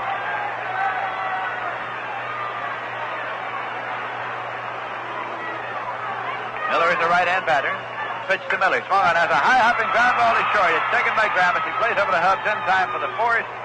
That retires the side. So, in the bottom half of the 6th, the New York Mets got 1 run on 2 hits. There was 1 error and 1 man left. And so at the end of 6 full innings of play, the score is the New York Mets 1, the Chicago Cubs 1, and coming in here now, Bob Murphy. Thank you very much, Lindsay. We'll be going along to the 7th inning. Real good ball game going, all tied up now, 1-1. Frank Thomas belting his 33rd home run of the season to even things up.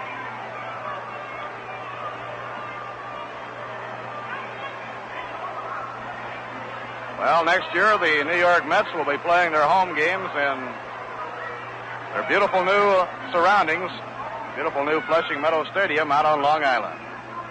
And work on the new stadium has progressed to the extent that the New York Mets are now accepting applications for season boxes and combination plan tickets. Prospective purchasers may send names and addresses to Ticket Manager, Polo Grounds, New York 39.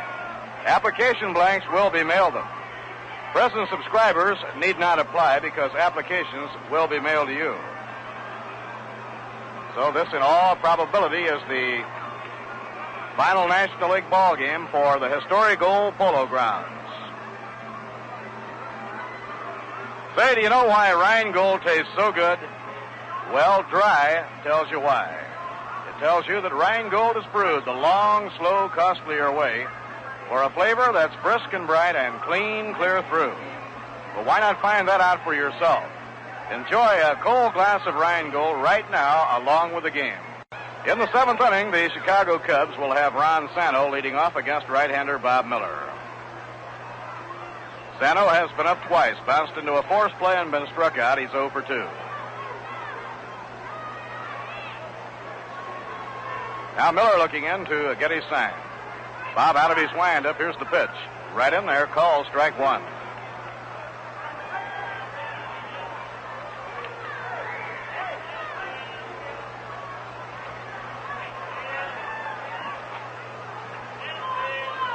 Next pitch on the way. A little bit outside. 1 ball, 1 strike.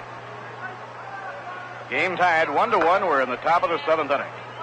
This is the rubber game of the 3-game series, and also the winner in this game today will have the edge in the season series, 8 games to 7. The final 3 games will wind up the season for the New York Mets and Chicago Cubs next weekend in Wrigley Field. Inside, 1-2 the count.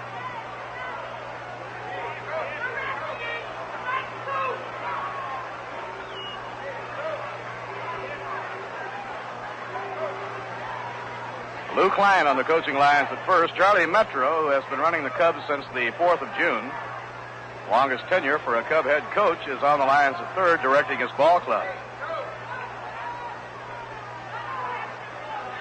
Now here's the windup, 2-1 delivery. Swing and a miss, and the count is even at 2-2.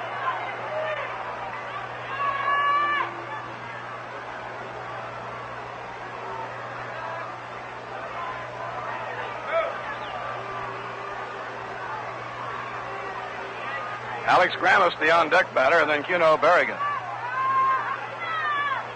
Now the 2-2 pitch. A line smash towards short, taken on a hop by Elio Chacon. The peg to Cranepool is in time, 1 down. 1 away, nobody on now in the top of the 7th inning, and the hitter will be Alex Grammas. Grammas has flied to left and taken a call, 3rd strike. Bob Miller has walked 3 and struck out 6. Bob has given up only 2 hits. A first-inning single by Nelson Matthews and a single in the 4th inning by Billy Williams.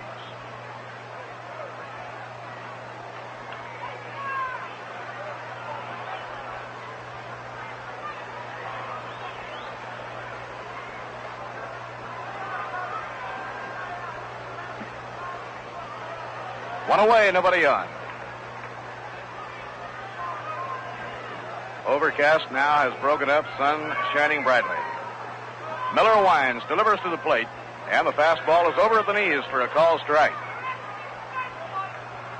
Tomorrow will be an off day. The Mets will be in Milwaukee Tuesday night and Wednesday night and wind up the season next weekend in Chicago. Pitch thrown is swung and foul tipped, and the count strike 2 now on Alex Grammas.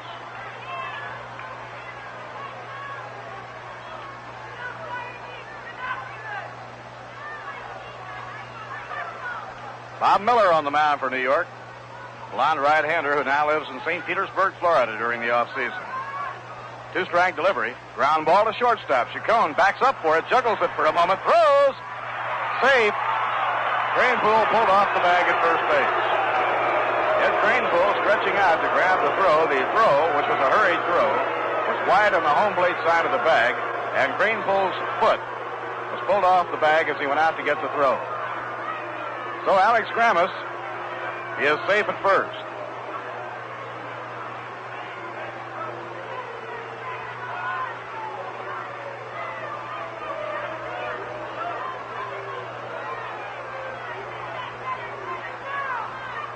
Now Bob Miller and Choo-Choo Coleman get together. It'll be an error on the play.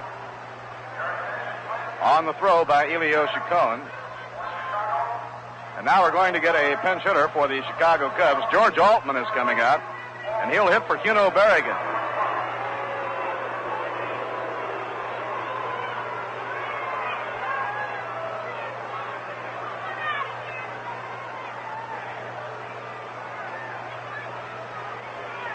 George Altman batting for Cuno Berrigan.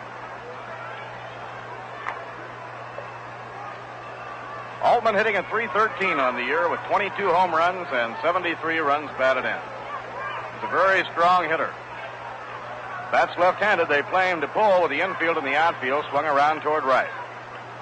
Now Cranepool holding against the runner, and the pitch is bounced foul, no play.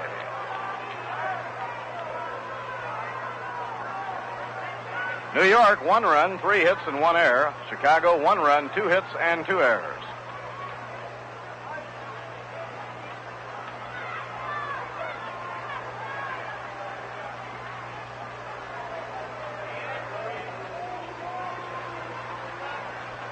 It's all over. The New York Giants have beaten the Philadelphia Eagles. Final score, 29-13. Foul ball right back to the screen, and the count strike 2 now on George Altman. The New York Giants have defeated the Philadelphia Eagles. The final score, 29-13.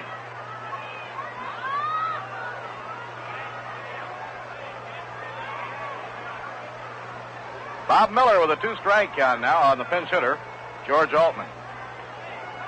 Game tied 1-1. We're in the top half of the 7th inning.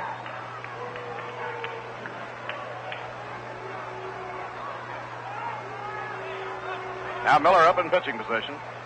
Delivers outside and low. 1 ball and 2 strikes.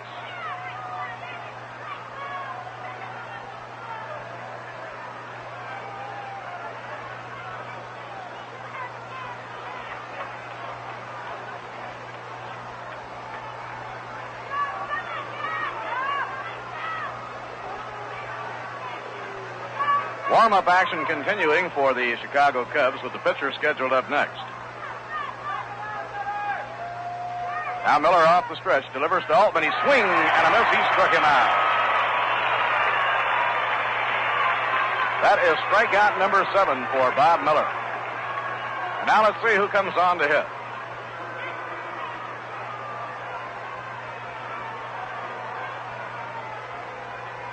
Danny Murphy is around the bat rack. Danny, a left-hand hitter, played right field in the first 2 games of this series.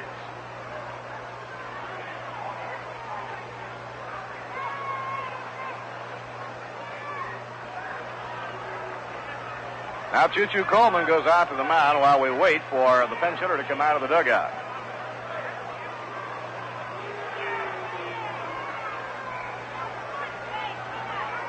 Maury Stevens continuing to warm up in the bullpen, and the Cub bullpen now wants a sign from Charlie Metro as to which pitcher should be working hard out there.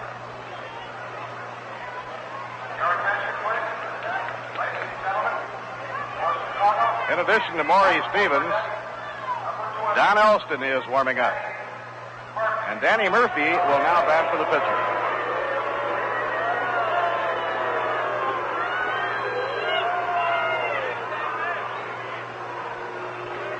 Danny Murphy, left-hand hitter. He was given a large bundle of money to sign when he came out of high school in Beverly, Massachusetts. Taken high, 1 ball and no strikes. Danny was scouted and signed by Lenny Murillo, former Chicago Cub shortstop.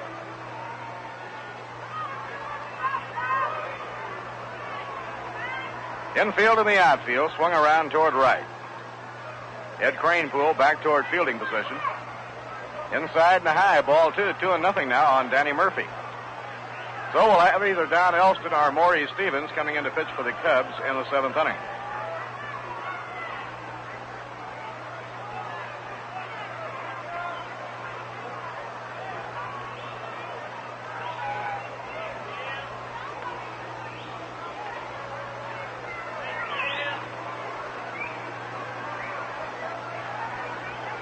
Ed Cranepool back toward fielding depth, not holding against Gramus with the left-hand hitter Danny Murphy up. Now the 2-0 delivery, right in there for a called strike, 2-1.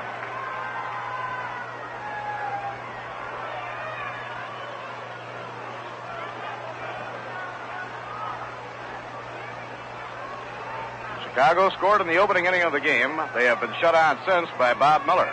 And the Mets tied the game up on a home run by Frank Thomas. Frank hitting his 33rd of the year.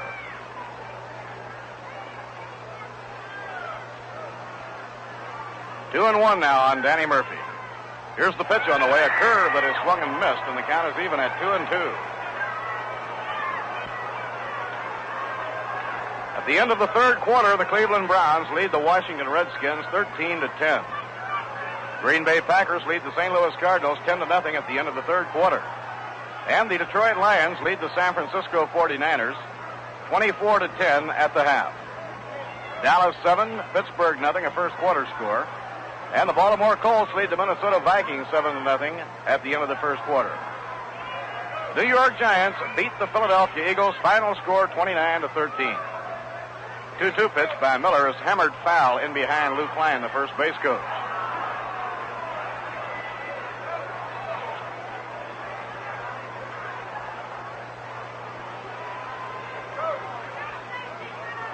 Magic number in the American League is 2 games for the Yankees to nail down the pennant, and the magic number for the Dodgers, 4 games. The Dodgers have now fallen behind the Cardinals in today's game, 8-2 at the end of 4 innings. Drysdale, the starter, was knocked out of the box, and Ron Peronowski took over. Now the 2-2 pitch. Outside, it's ball 3, and we have a full count of 3-2 on the pinch hitter, Danny Murphy.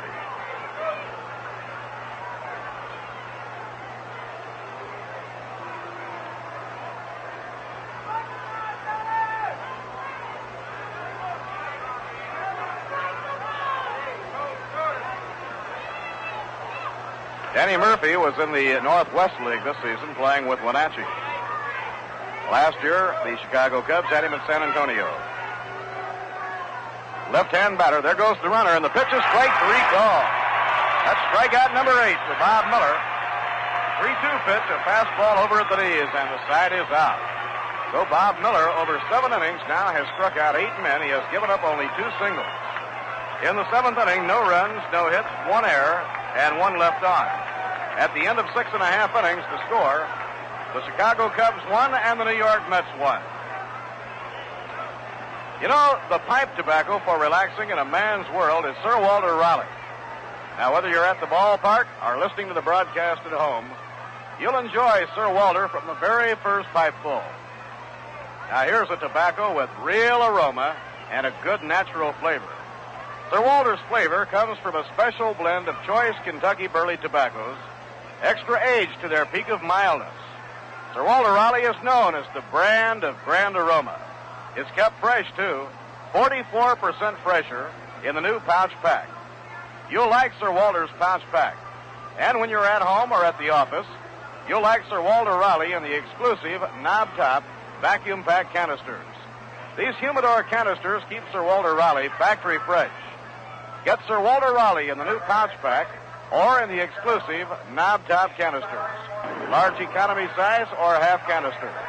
Sir Walter Raleigh smells grand, packs right, smokes sweet, can't bite. So relax in a man's world with Sir Walter Raleigh, the quality pipe tobacco.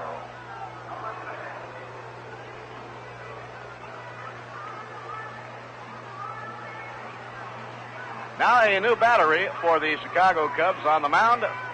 Veteran relief specialist Don Elston and behind the plate Dick Bertel. While Don throws in his warm-up tosses, we'll bring you up to date on other games. They're in the last of the 9th inning in Philadelphia now, with Cincinnati leading the Phillies 2-1. Bill Henry relieved John Saturas in the 9th inning, and Chris Short pitching for Philadelphia. Frank Robinson put Cincinnati in front when he hit his 39th home run of the year in the 8th inning. The Milwaukee Braves lead the Pittsburgh Pirates 10-1 after 6.5. Henry Aaron has homered twice, and Eddie Matthews hit 1. Cardinals lead the Dodgers 8-2 at the end of 4. Larry Jackson on the mound for the Cardinals. Peronowski relieved Don Drysdale. In the American League, at the end of 6 innings, Bill Stafford has the White Sox shut out, with the Yankees leading Chicago 1-0. Early Wynn is the mound opponent of Bill Stafford, with Burley Early trying for his 300th victory. Detroit 2, Kansas City 0 at the end of 2. A Gary against Fisher. The Red Sox and Senators rained out in Washington. They're in the last of the 8th inning in Baltimore. The Minnesota Twins came up with 5 in the 8th inning, and they lead the Orioles now 6-2 after 7.5 innings. In the game, Killebrew has hit his 45th home run of the year. He's one behind the Major League leader, Willie Mays. Now, Eli Yoshikon leads off the last of the 7th, and the pitch by Don Elston is over. Strike 1 call.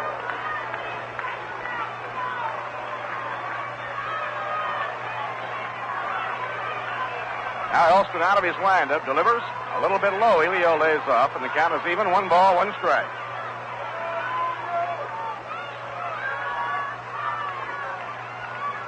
Don Elston is the third pitcher Charlie Metro has used in the game. Only 5 hits in the entire game. Mets have 3 and the Cubs 2. He's up as if to bunt. Doesn't offer, but the pitch is over for a call strike. 1 ball and 2 strikes.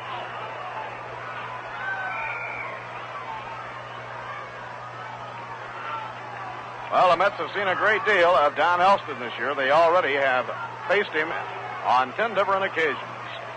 And these two teams still have 3 games to go out in Chicago. Pitch is over, strike 3 call. Elio Chacon called out on strikes. 1 away and nobody on. Now coming on will be Clarence Choo-Choo Coleman. Don Elston has won 4 and lost 8. But he has an earned run average of less than 3 earned runs per 9 innings. He's given up only about 2.5 runs per 9 innings. He has given up fewer hits than innings pitched. Struck out more than he has walked. The windup and pitch to Choo-Choo, a little bit low. 1 ball and no strikes.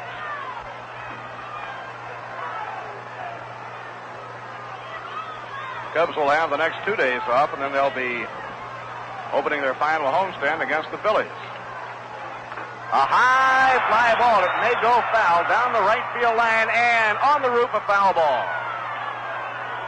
Foul ball up on the roof.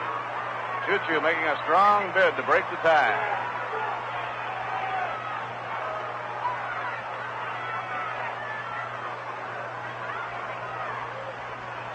Last half of the 7th inning, game tied 1-1. Rubber game of the 3-game series. Now Don Elston, as he starts to go into his windup, one of the gusts of wind swirls some dirt around him, so we have to wait for a moment. One of the windiest days we've had all year, and the wind is blowing in. Feels a little bit as though it might have sharpened its fangs on an ice cube. Ball 2, 2-1.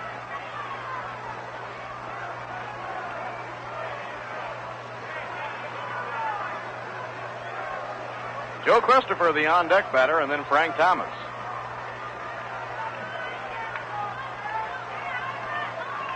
Elston cranks up, delivers, and Choo-Choo lets it go, and it's outside. Ball 3, 3-1.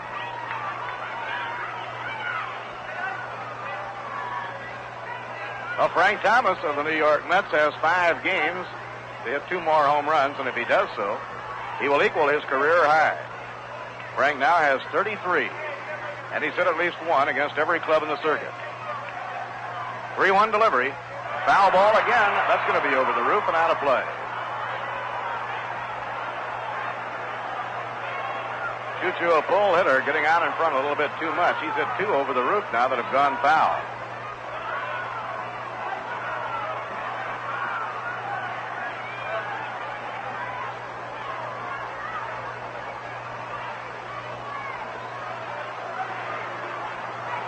One away, nobody on in the last half of the 7th.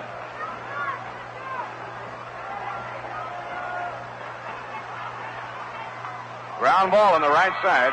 Kenny Hubbs bobbles the ball, and Choo-Choo is on.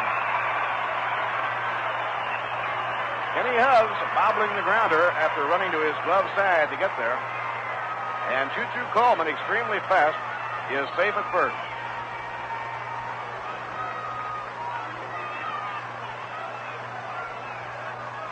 It'll be an error charged to Kenny Hubbs, the second that he has drawn in the game.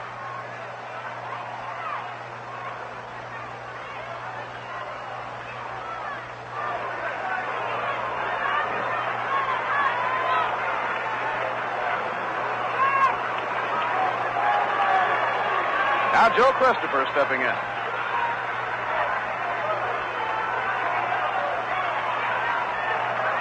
Let's have Coleman on first, 1 down. Game tied up 1-1. Don Elston up in pitching position. The right-hander delivers. A smash caught in the air by Elston, thrown to first for a double play. Another soft line drive hit right back at Don Elston, and he doubles up Choo-Choo Coleman. In the 7th inning, the Mets are out with no runs, no hits, 1 error, and none left on. So 7 innings complete. And the score, the Chicago Cubs won and the New York Mets won. Say, if you haven't done so, I'm sure you'll want to get your copy of the completely revised edition of the New York Mets Yearbook. You may get your copy by mail simply by addressing your correspondence to Mets Yearbook, the Polo Grounds, New York 39, enclosed 50 cents. You'll want it as a memento of the return of the National League and the New York Mets to New York City. And you'll find it a lot of fun to glance through from time to time during the winter, during the Hot Stove League sessions. It has pictures and biographies of Casey Stengel, the coaches, and all the members of the New York Mets, and also historical data about many of the great sports events that have taken place over the years, football and boxing as well as baseball here in the Polo Grounds. So if you haven't done so, I'm sure you'll want to get your copy of the revised edition of the 1962 New York Mets Yearbook. In the eighth inning, the Chicago Cubs will have Billy Ott, the rookie right fielder, coming out to lead off against Bob Miller. Billy Ott has been up 3 times, twice grounded out to Ed Kranepool and flied to center, so he is 0 for 3. Billy, a New York boy, had a good year playing for San Antonio in the Texas League. Left-hand batter with good power.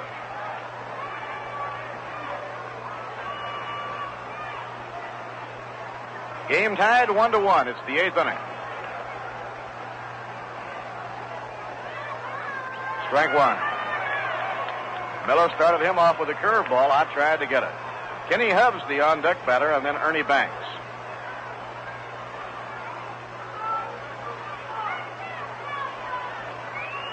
Now Bob Miller takes his sign from Choo-Choo Coleman. And the pitch on the way. Inside and low. 1 ball, 1 strike.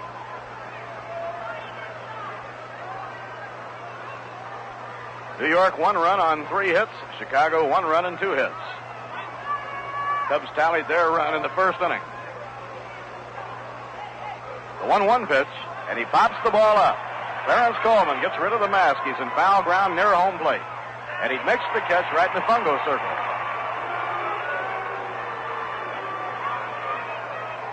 One away and nobody on now in the top of the 8th inning. The batter is Kenny Hubbs. Kenny drew a walk and later scored Chicago's lone run back in the first inning. Since then, he has grounded out second to first and flied to right.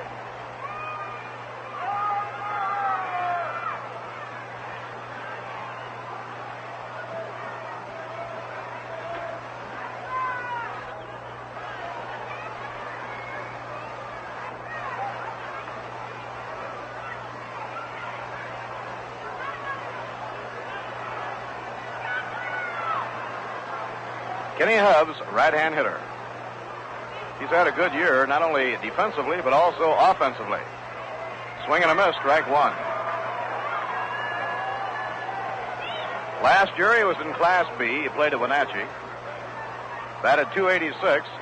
Then right after the season was over, he went to Arizona for the Winter League and had a real good season there.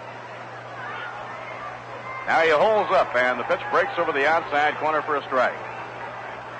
The Winter Leagues have become more and more popular and more important to the Major League clubs.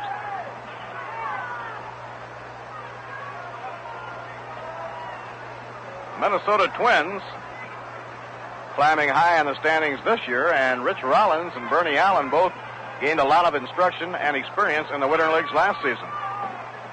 1 ball and 2 strikes.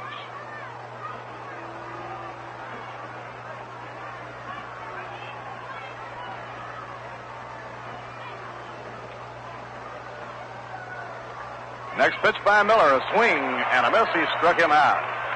And that is the 9th strikeout for Bob Miller.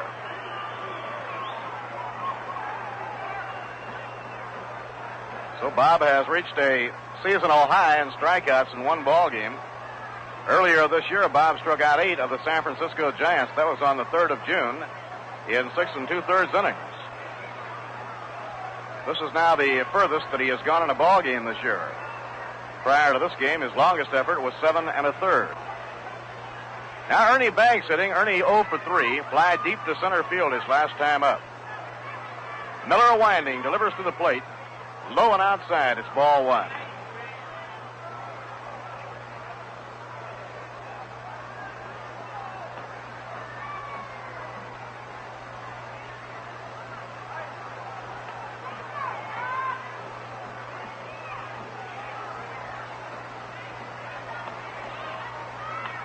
Fly ball to left field, not too deep. Frank Thomas looking through the glasses, jogging in, makes the catch, and the side is out.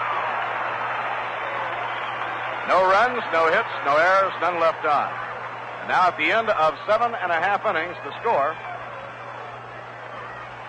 the New York Mets won and the Chicago Cubs won.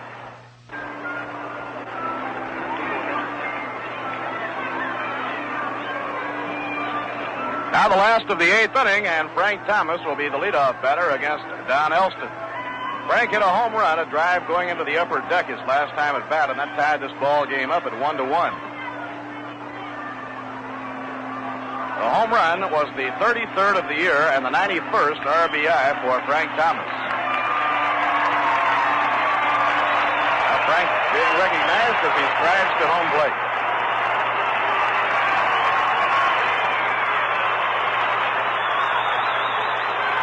Final score: the defending champion Green Bay Packers defeated the St. Louis Cardinals 17-0. So two final scores are in. The New York Giants defeated the Philadelphia Eagles 29-13, and the Green Bay Packers have beaten St. Louis 17-0.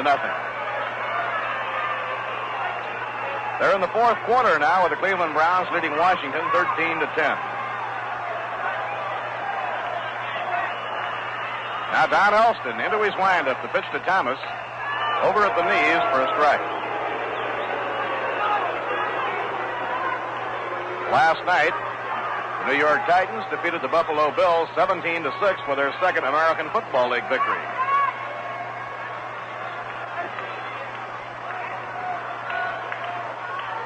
Inside and high.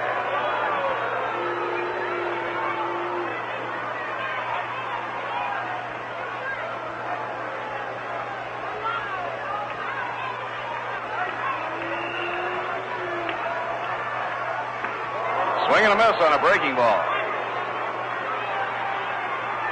1 ball and 2 strikes.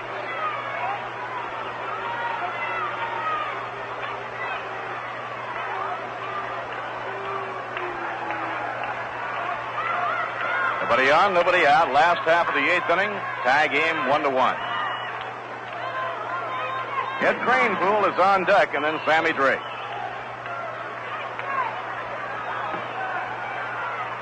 In the dirt. No damage done.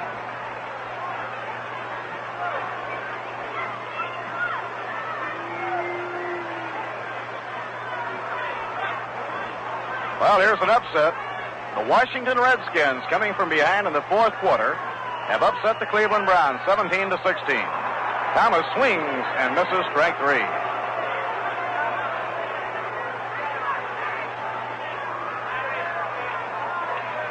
Final score: the Redskins 17 and the Browns 16. Boy, there'll be some joy in the nation's capital. That is quite an upset for the Redskins.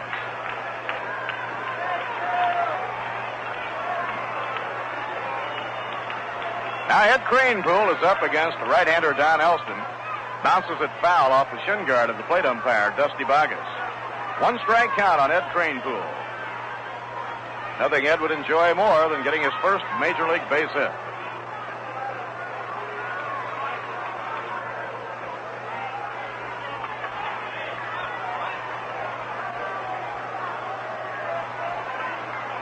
Kranepool waiting, takes it outside. 1 ball, 1 strike.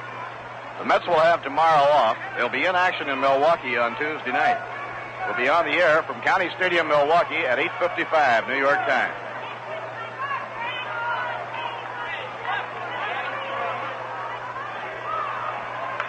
Line drive, base hit, going down the left field line for Ed Kranepool. He's on his way to second. And Kranepool is in, standing up with a double.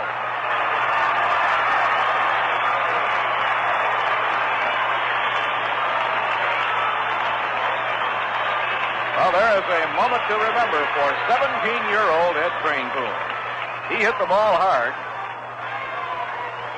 A low liner between Ron Sano and the bag and down the left field line into the corner. A 2-base hit, and now the tie-breaking run is on second base.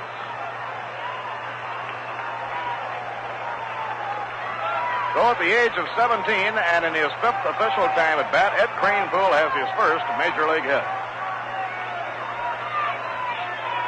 Now Sammy Drake is up, and they're going to put him on.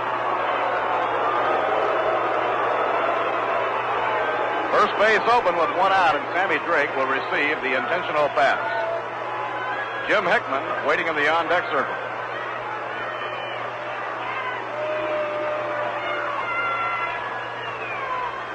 Charlie Metro has a left-hander and a right-hander cranking up in the bullpen.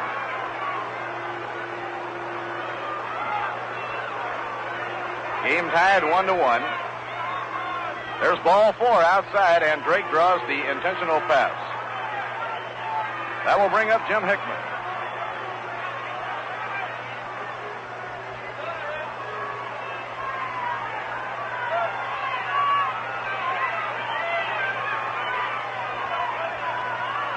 Now we have a conference on the mound.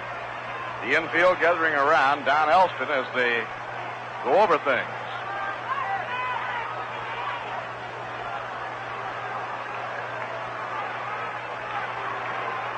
The double by Ed Cranepool, the 4th hit for the New York Mets. They have a chance now to break the tie here in the last half of the 8th inning.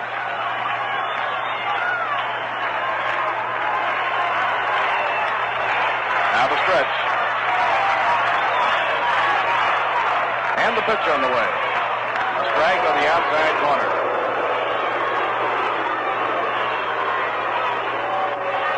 Rod Keneal in the on-deck circle. Mets tied this game in the 6th inning on the home run by Frank Thomas. Are now trying to grab the lead in the last of the 8th inning. Cranepool leading off second. Drake off first. Outside and low. 1 ball, 1 strike to Jim Hickman.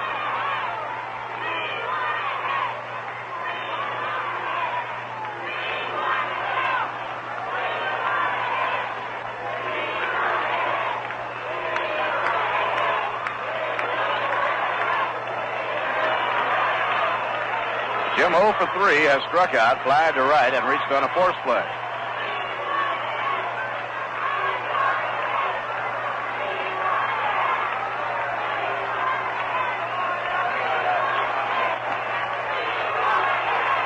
Count 1-1, and the pitch is in the dirt. No advance on the baselines. The curve breaking too far outside, and the count now is 2 balls and 1 strike. Well, in St. Louis, little Maury Wills is making history. Maury has stolen 2 bases this afternoon to hike his total to 97 stolen bases. This for the Dodgers is their 156th game. When Ty Cobb stole 96, he stole the 96 in 156 games.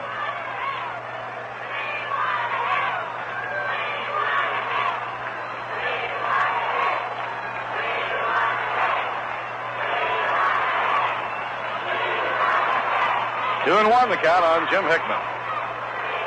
Amazing when you think of it. 97 stolen bases.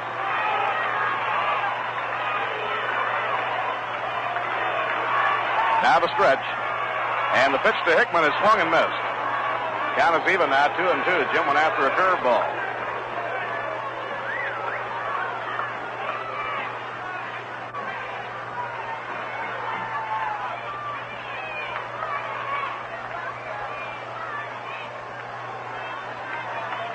Washington Redskins beat the Cleveland Browns 17-16 on a 50-yard scoring play in the 4th quarter. A pass from Norman Snead to Bobby Mitchell.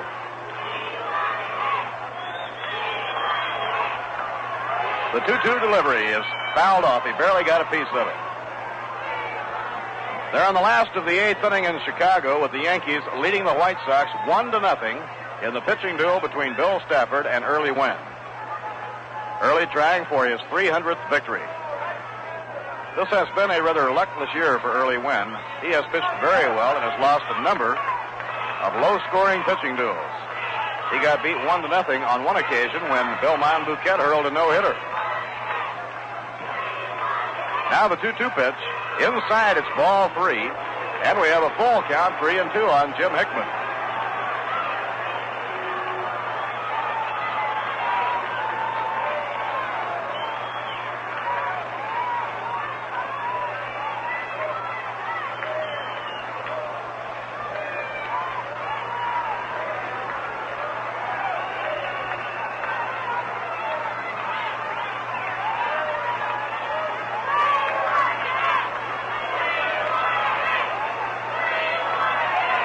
3-2.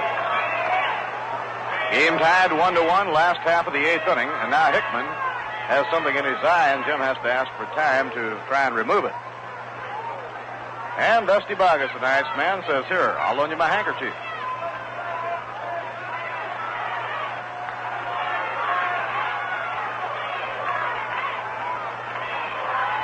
Now the stretch. The 3-2 pitch. Foul ball, back upstairs, no play. Final home game of the season. 5 games remaining for the New York Mets. 2 night games in Milwaukee and 3 day games in Chicago. Next weekend will be a very busy weekend, though, for the Polo Grounds. The Army-Syracuse game next Saturday in the Polo Grounds, and then on Sunday, the New York Titans and Denver Broncos.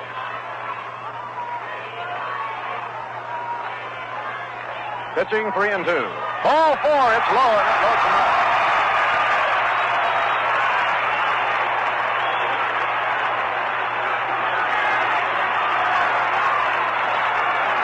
Marv Throneberry is coming out of the dugout.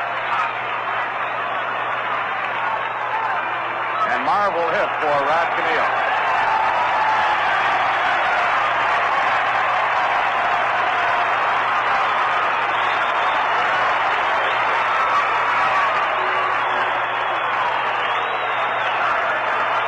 Throneberry is coming out to bat for Rod Cannell with the bases loaded, 1 man out in the last of the 8th inning. Now Charlie Metro is coming out of the dugout. We're going to get a pitching change.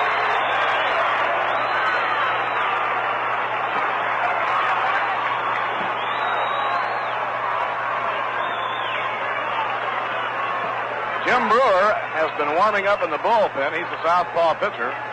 And let's see if Charlie Metro brings him in to pitch to the left-hander, Marv Throneberry. Now Metro takes the ball, so this will be all for Don Elston. And Jim Brewer will be coming in.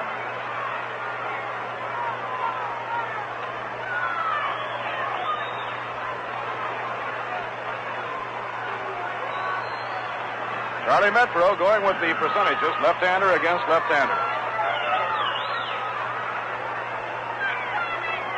Don Elston, third Chicago pitcher in the game, pitched the 7th inning and is leaving the scene here in the 8th inning with 1 out. So he worked 1 1/3. At the moment has allowed no runs, given up 1 hit, the double by Ed Kranepool. Kranepool got things going here in the 8th inning with a double down the left field line. Elston walked 2 and struck out 2. So now Jim Brewer is coming on in relief for the Chicago Cubs. In other games, the Cincinnati Reds slowed down the Philadelphia Phillies, winning 4-2. They won the game in 10 innings, winning it on a 2-run homer in the 10th by Vada Penson. Dave Sisler, the winner, and the loser in relief was Art Mahaffey. The Milwaukee Braves beat Pittsburgh 10-3. Tony Cloninger all the way for the victory. Henry Aaron homered twice. He now has 43 for the year. Now Throneberry will be called back, and Mantilla will face the left-hander. At the end of 6 innings in St. Louis, the Cardinals now lead the Dodgers 11-2. Drysdale, Peronowski, Smith, and now Rickert for the Dodgers. Larry Jackson pitching for St. Louis. San Francisco and Houston not yet underway. In the American League, they're in the last of the 8th in Chicago. The Yankees lead the White Sox 1-0. Bill Stafford dueling early win. Tigers 2, Kansas City 1 at the end of 4. Hank Gary against Bill Fisher. Red Sox and Senators rained out in Washington. The Minnesota Twins down the Baltimore Orioles 9-2. They scored 8 of their 9 runs in the last 2 innings. Stigman the winner and Estrada the loser. Home runs by Power, Killebrew, and Allison. For Harmon Killebrew is 45th. He's 1 behind the Major League leader, Willie Mays.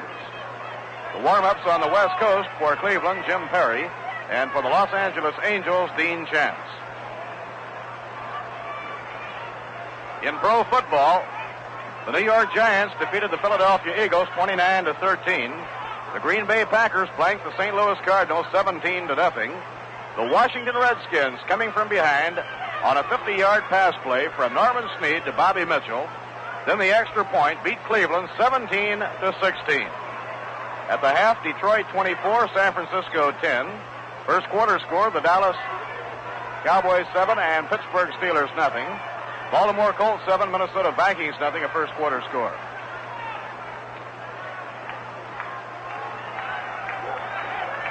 Now the hitter is Felix Mantilla.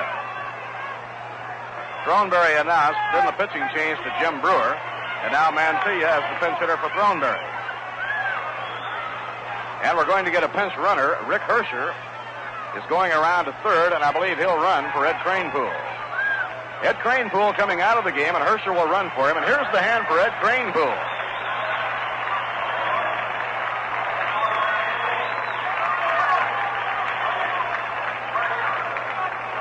Ed Kranepool got things started with his first Major League base hit, a double down the left field line. Now left-hander Jim Brewer is on to pitch for the Chicago Cubs. Bases loaded, one man down. Batter is Felix Mantilla. Cubs have the infield at double play depth. Inside and high, it's ball one.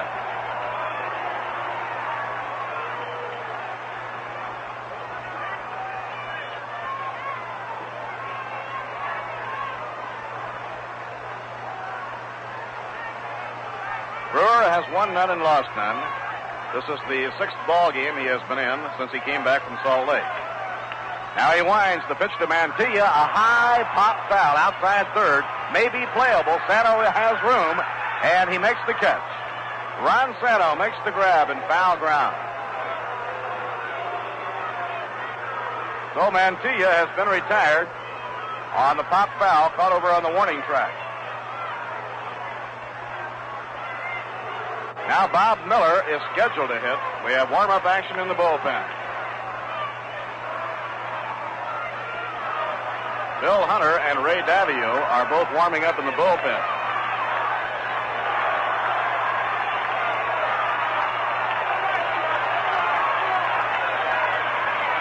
Gil Hodges down around the bat rack. Game tied 1-1. We're in the last half of the eighth inning. Charlie Metro is coming out of the dugout now. Gil Hodges is coming out to hit.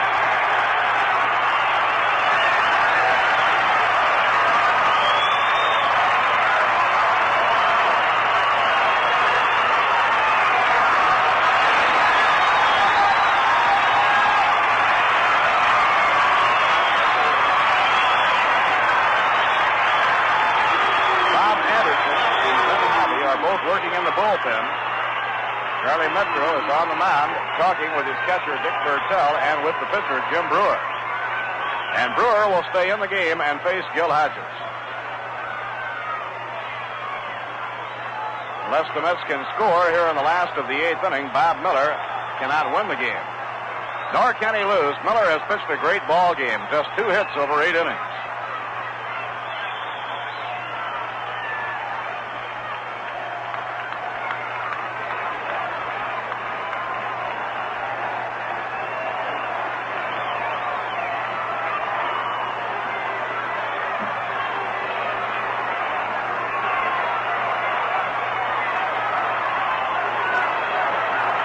Here we go. The base is loaded. 2 down. Gil Hodges the batter. Jim Brewer into his windup. And the pitch on the way. A call strike, knee high on the outside corner. Gil sidelined for over 2 months as the result of surgery to remove a kidney stone. Hersher, the lead runner, on third. Next pitch to Hodges. Strike 2 called. He came right in there knee high with it. Now Jim Brewer with a 2-strike count. Casey Stengel has Bill Hunter and Ray Davio both working in the bullpen. Bob Anderson and Glenn Hobby warming up for the Cubs. Game tied 1-1, last of the eighth inning. Now the 2-strike delivery. He struck him out. Gil goes down swinging on a curve, and the side is out. Strong relief pitching by Jim Brewer as he got Felix Mantilla on a foul pop-up and strikes out Gil Hodges to retire the side. In the eighth inning, no runs, 1 hit, a double by Ed Kranepool, no errors, and 3 left on. So at the end of 8 innings, the score, the Chicago Cubs won and the New York Mets won. Now Casey will be coming out to give umpire Dusty Bogus the changes in the New York Mets lineup, and we'll be passing them along to you. Remember that next Saturday here in the Polo Grounds, the Army-Syracuse game, and the Corps of Cadets will be putting on one of their memorable parades prior to the ball game. Army, under new head coach Paul Dietzel, off to a fast start, winning big over Wake Forest yesterday. Syracuse losing a tough 7-3 verdict to Bud Wilkinson's Oklahoma Sooners. That's Army and Syracuse next Saturday in the Polo Grounds. A week from today, next Sunday in the Polo Grounds, it will be the New York Titans in their home opener in the American Football League, and they'll be entertaining the Denver Broncos. Say, there's no time like the present, and what better way to use it than to pour yourself a tall, cold glass of Rheingold. You know, Rheingold is beer as beer should taste, and dry tells you why. So enjoy a friendly glass of Rheingold Extra Dry along with the game. Roger Craig takes over the pitching. Roger wasn't down in the bullpen. Davio and Hunter were warming up in the bullpen. I don't recall Roger throwing any pitches at all in the bullpen. Gil Hodges will now be at first. Felix Mantilla is now playing second. Elio Chacon at short and Sammy Drake at third.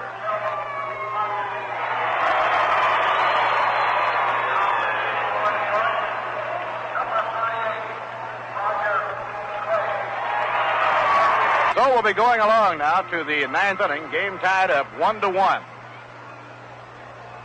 Billy Williams will be leading off against Roger Craig. Well, Bob Miller can neither win nor lose. It's been a luckless season for Bob Miller. He turned in a tremendous pitching job here this afternoon. He allowed only 2 singles over 8 innings. He struck out 9 men. Billy Williams up against Roger Craig. We're in the 9th. He holds up, and the breaking pitch is low, ball 1.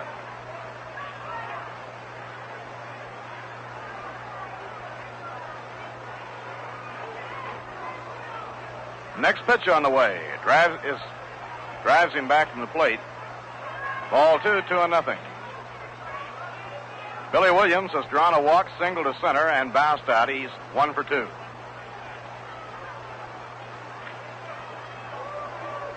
Line drive to right field. This is sinking in. It's going to be a base hit. Joe Christopher up with it in right field, and Billy Williams has led off the 9th with a single.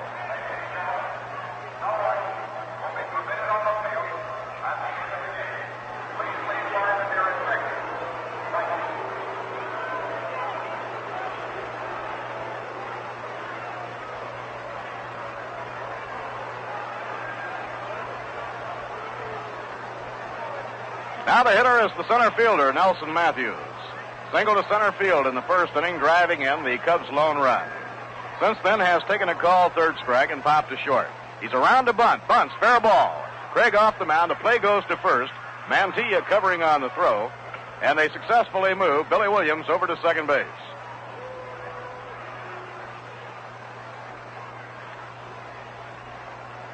So now with 1 away, the Chicago Cubs have the potential tie-breaking run on second. The hitter will be Ron Sano, the 3rd baseman. Sano hitless in 3 times up, hitting at .230.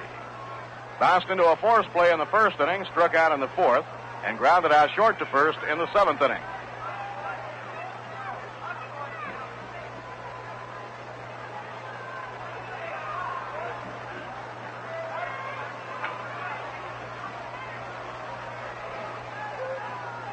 Curve is over, strike 1.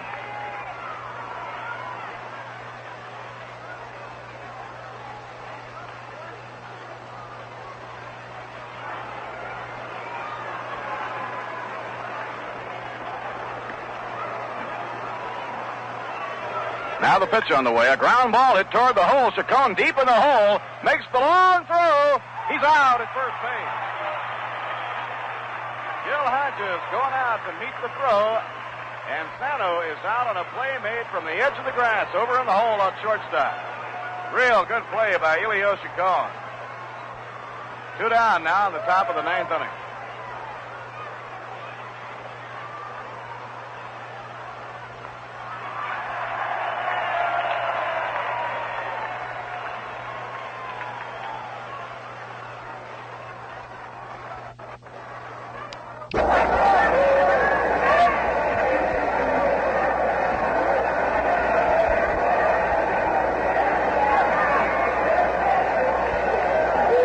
catcher just standing motionless, looking in for his sign.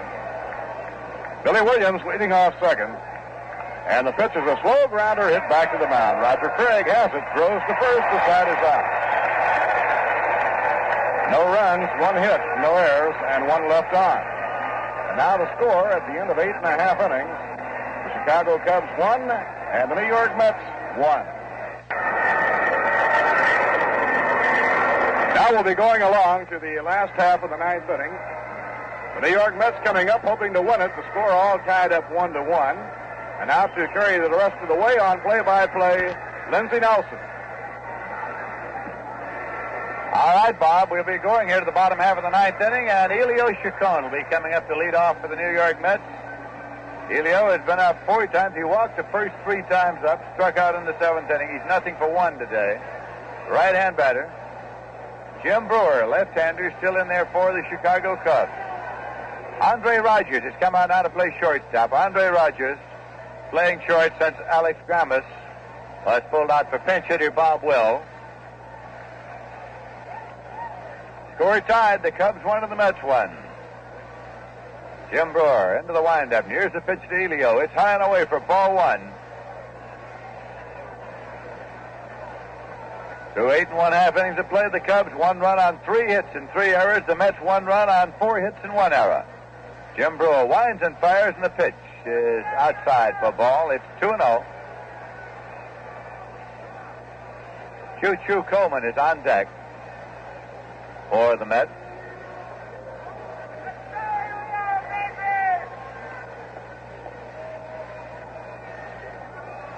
Elio waiting, holding that bat high as Brewer starts to pitch, and it swung on and missed. He tried to hold it up, but brought it around far enough, and it's 2 balls and 1 strike to Chacon.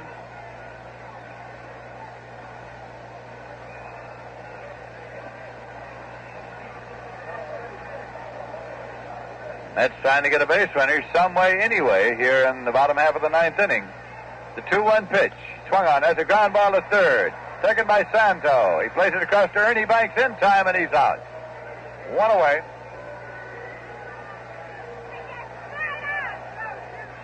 And that will bring up Choo-Choo Coleman, a left-hand batter.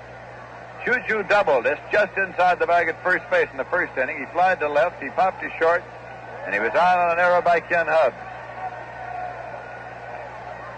Coming up here in the bottom half of the 9th inning. 1 week ago last night, Choo-Choo won 1 in the bottom half of the 9th inning for the New York Mets over the Cincinnati Reds with a home run. Here's a ground ball, hits the bag, down high in the air, down the right field line. Choo-Choo rounds first, he's heading for second. Kenny Hubbs goes to second. Choo-Choo slides in under a high throw. He's safe at second base. Choo-Choo Coleman with another double. This one hits the bag.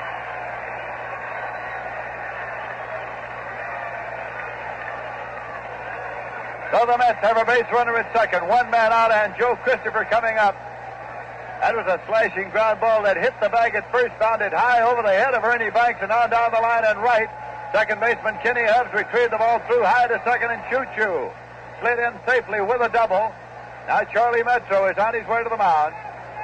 Charlie Metro on his way to the mound now. He has a right-hand batter here, Joe Christopher. He has a left-hand pitcher in there, and he's going to go to the bullpen. He's got all sorts of business going in the bullpen right now, so we'll tell you in a moment who he's going to bring in. But that is all for Jim Brewer, who is out of the ball game now.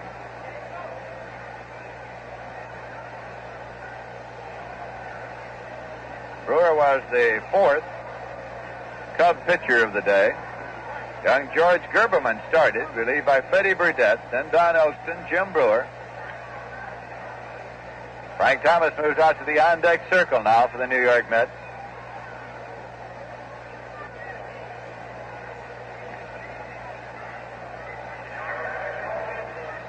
Conference up the mound as Charlie Metro is there with catcher Dick Purcell.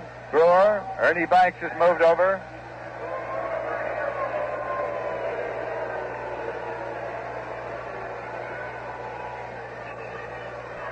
Joe Christopher leading on the bat there as Dusty Bogus, the umpire, has gone all the way out to the mound and is talking to Charlie Metro there.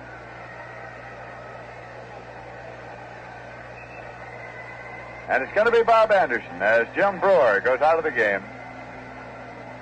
Jim Brewer is leaving the game, headed for the Cub dugout. And blonde Bob Anderson has come on to relieve him here in the bottom half of the ninth inning. Charlie Metro turns and heads back toward the Cub dugout now.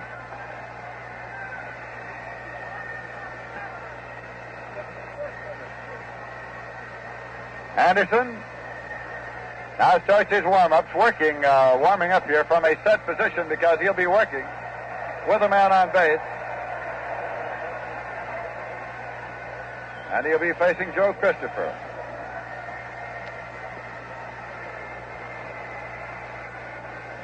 Anderson is the fifth Cub hurler of the afternoon.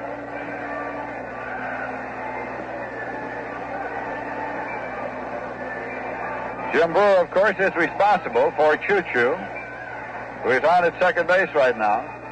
This is the last home game of the season for the New York Mets here at the Polo Grounds. The Mets will be at County Stadium in Milwaukee on Tuesday night, in Milwaukee on Wednesday night. Thursday is off.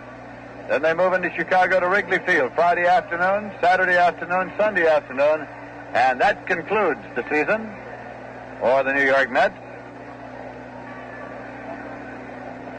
Bob Anderson is allowed 8 warm-up tosses in a situation of this sort, coming on from the bullpen. Standing to one side, keeping count of them, is Dusty Boggess, the umpire. Signals to me he has a couple more.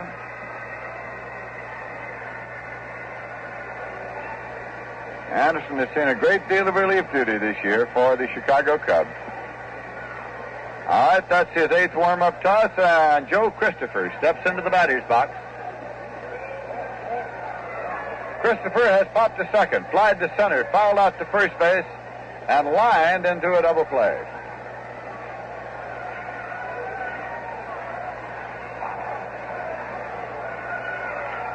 One man out. Score tied, 1-1. Anderson into a set position. And here's the pitch to Christopher. Swung on, it's a ground ball going to short. Taken there by Rogers. The throw to first in time. There's no advance. On the ground ball, Choo-Choo Coleman forced to hold up at second. And so now it is up to Frank Thomas for the New York Mets. Thomas had a home run in the bottom half of the 6th. His 33rd home run of this season. He hit into a force play in the first inning. Actually, it was a ground ball that was turned into a double play. He walked in the 4th, and he struck out in the 8th. Richie Ashburn has now come out on deck swinging a bat. Roger Craig is due up next for the Mets. And so Richie Ashburn is out swinging a bat.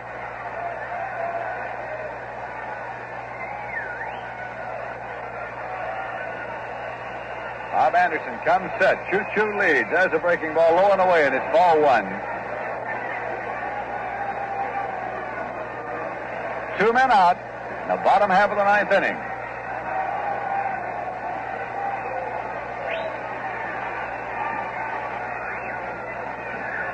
Anderson looking in to get his side and catch a Dick Bertel. Again, he comes set. And the pitch. Gets on by. Comes past, catches Bertel to the backstop. And rounding third and holding there is Choo-Choo Coleman. Anderson covering the plate. Takes the throw back from Bertel, but Choo-Choo is holding at third base.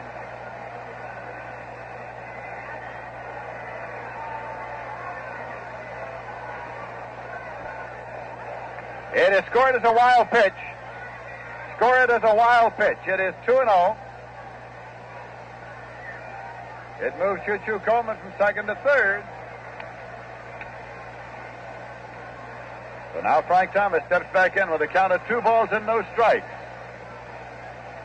Anderson turns to work straight away with a runner on third. Pitch is outside. It's 3 balls and no strikes to Thomas, with Richie Ashburn kneeling in the on-deck circle as the prospective batter for Roger Craig, due up next.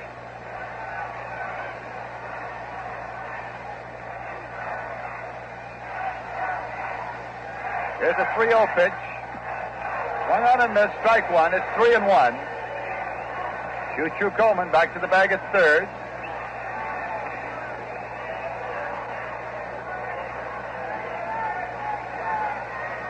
Bob Anderson now smoothing out the dirt there in front of the rubber.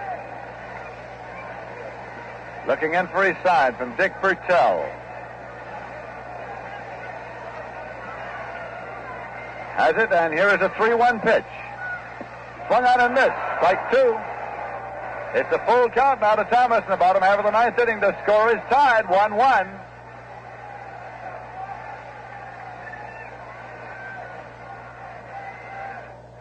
Well, all season long, the Mets have been in closely competitive ball games, one-run ball games, extra inning ball games. So this finale at the Polo Grounds is no exception to what we've seen all season long. 1-1 in the bottom of the ninth. There's a swing and a drive into left. It's in there for a base hit, and the ball game is over. Choo-Choo Coleman comes across the plate as Frank Thomas drives in the winning run, and the New York Mets win it by a score of 2-1. Thomas with a line shot into left field.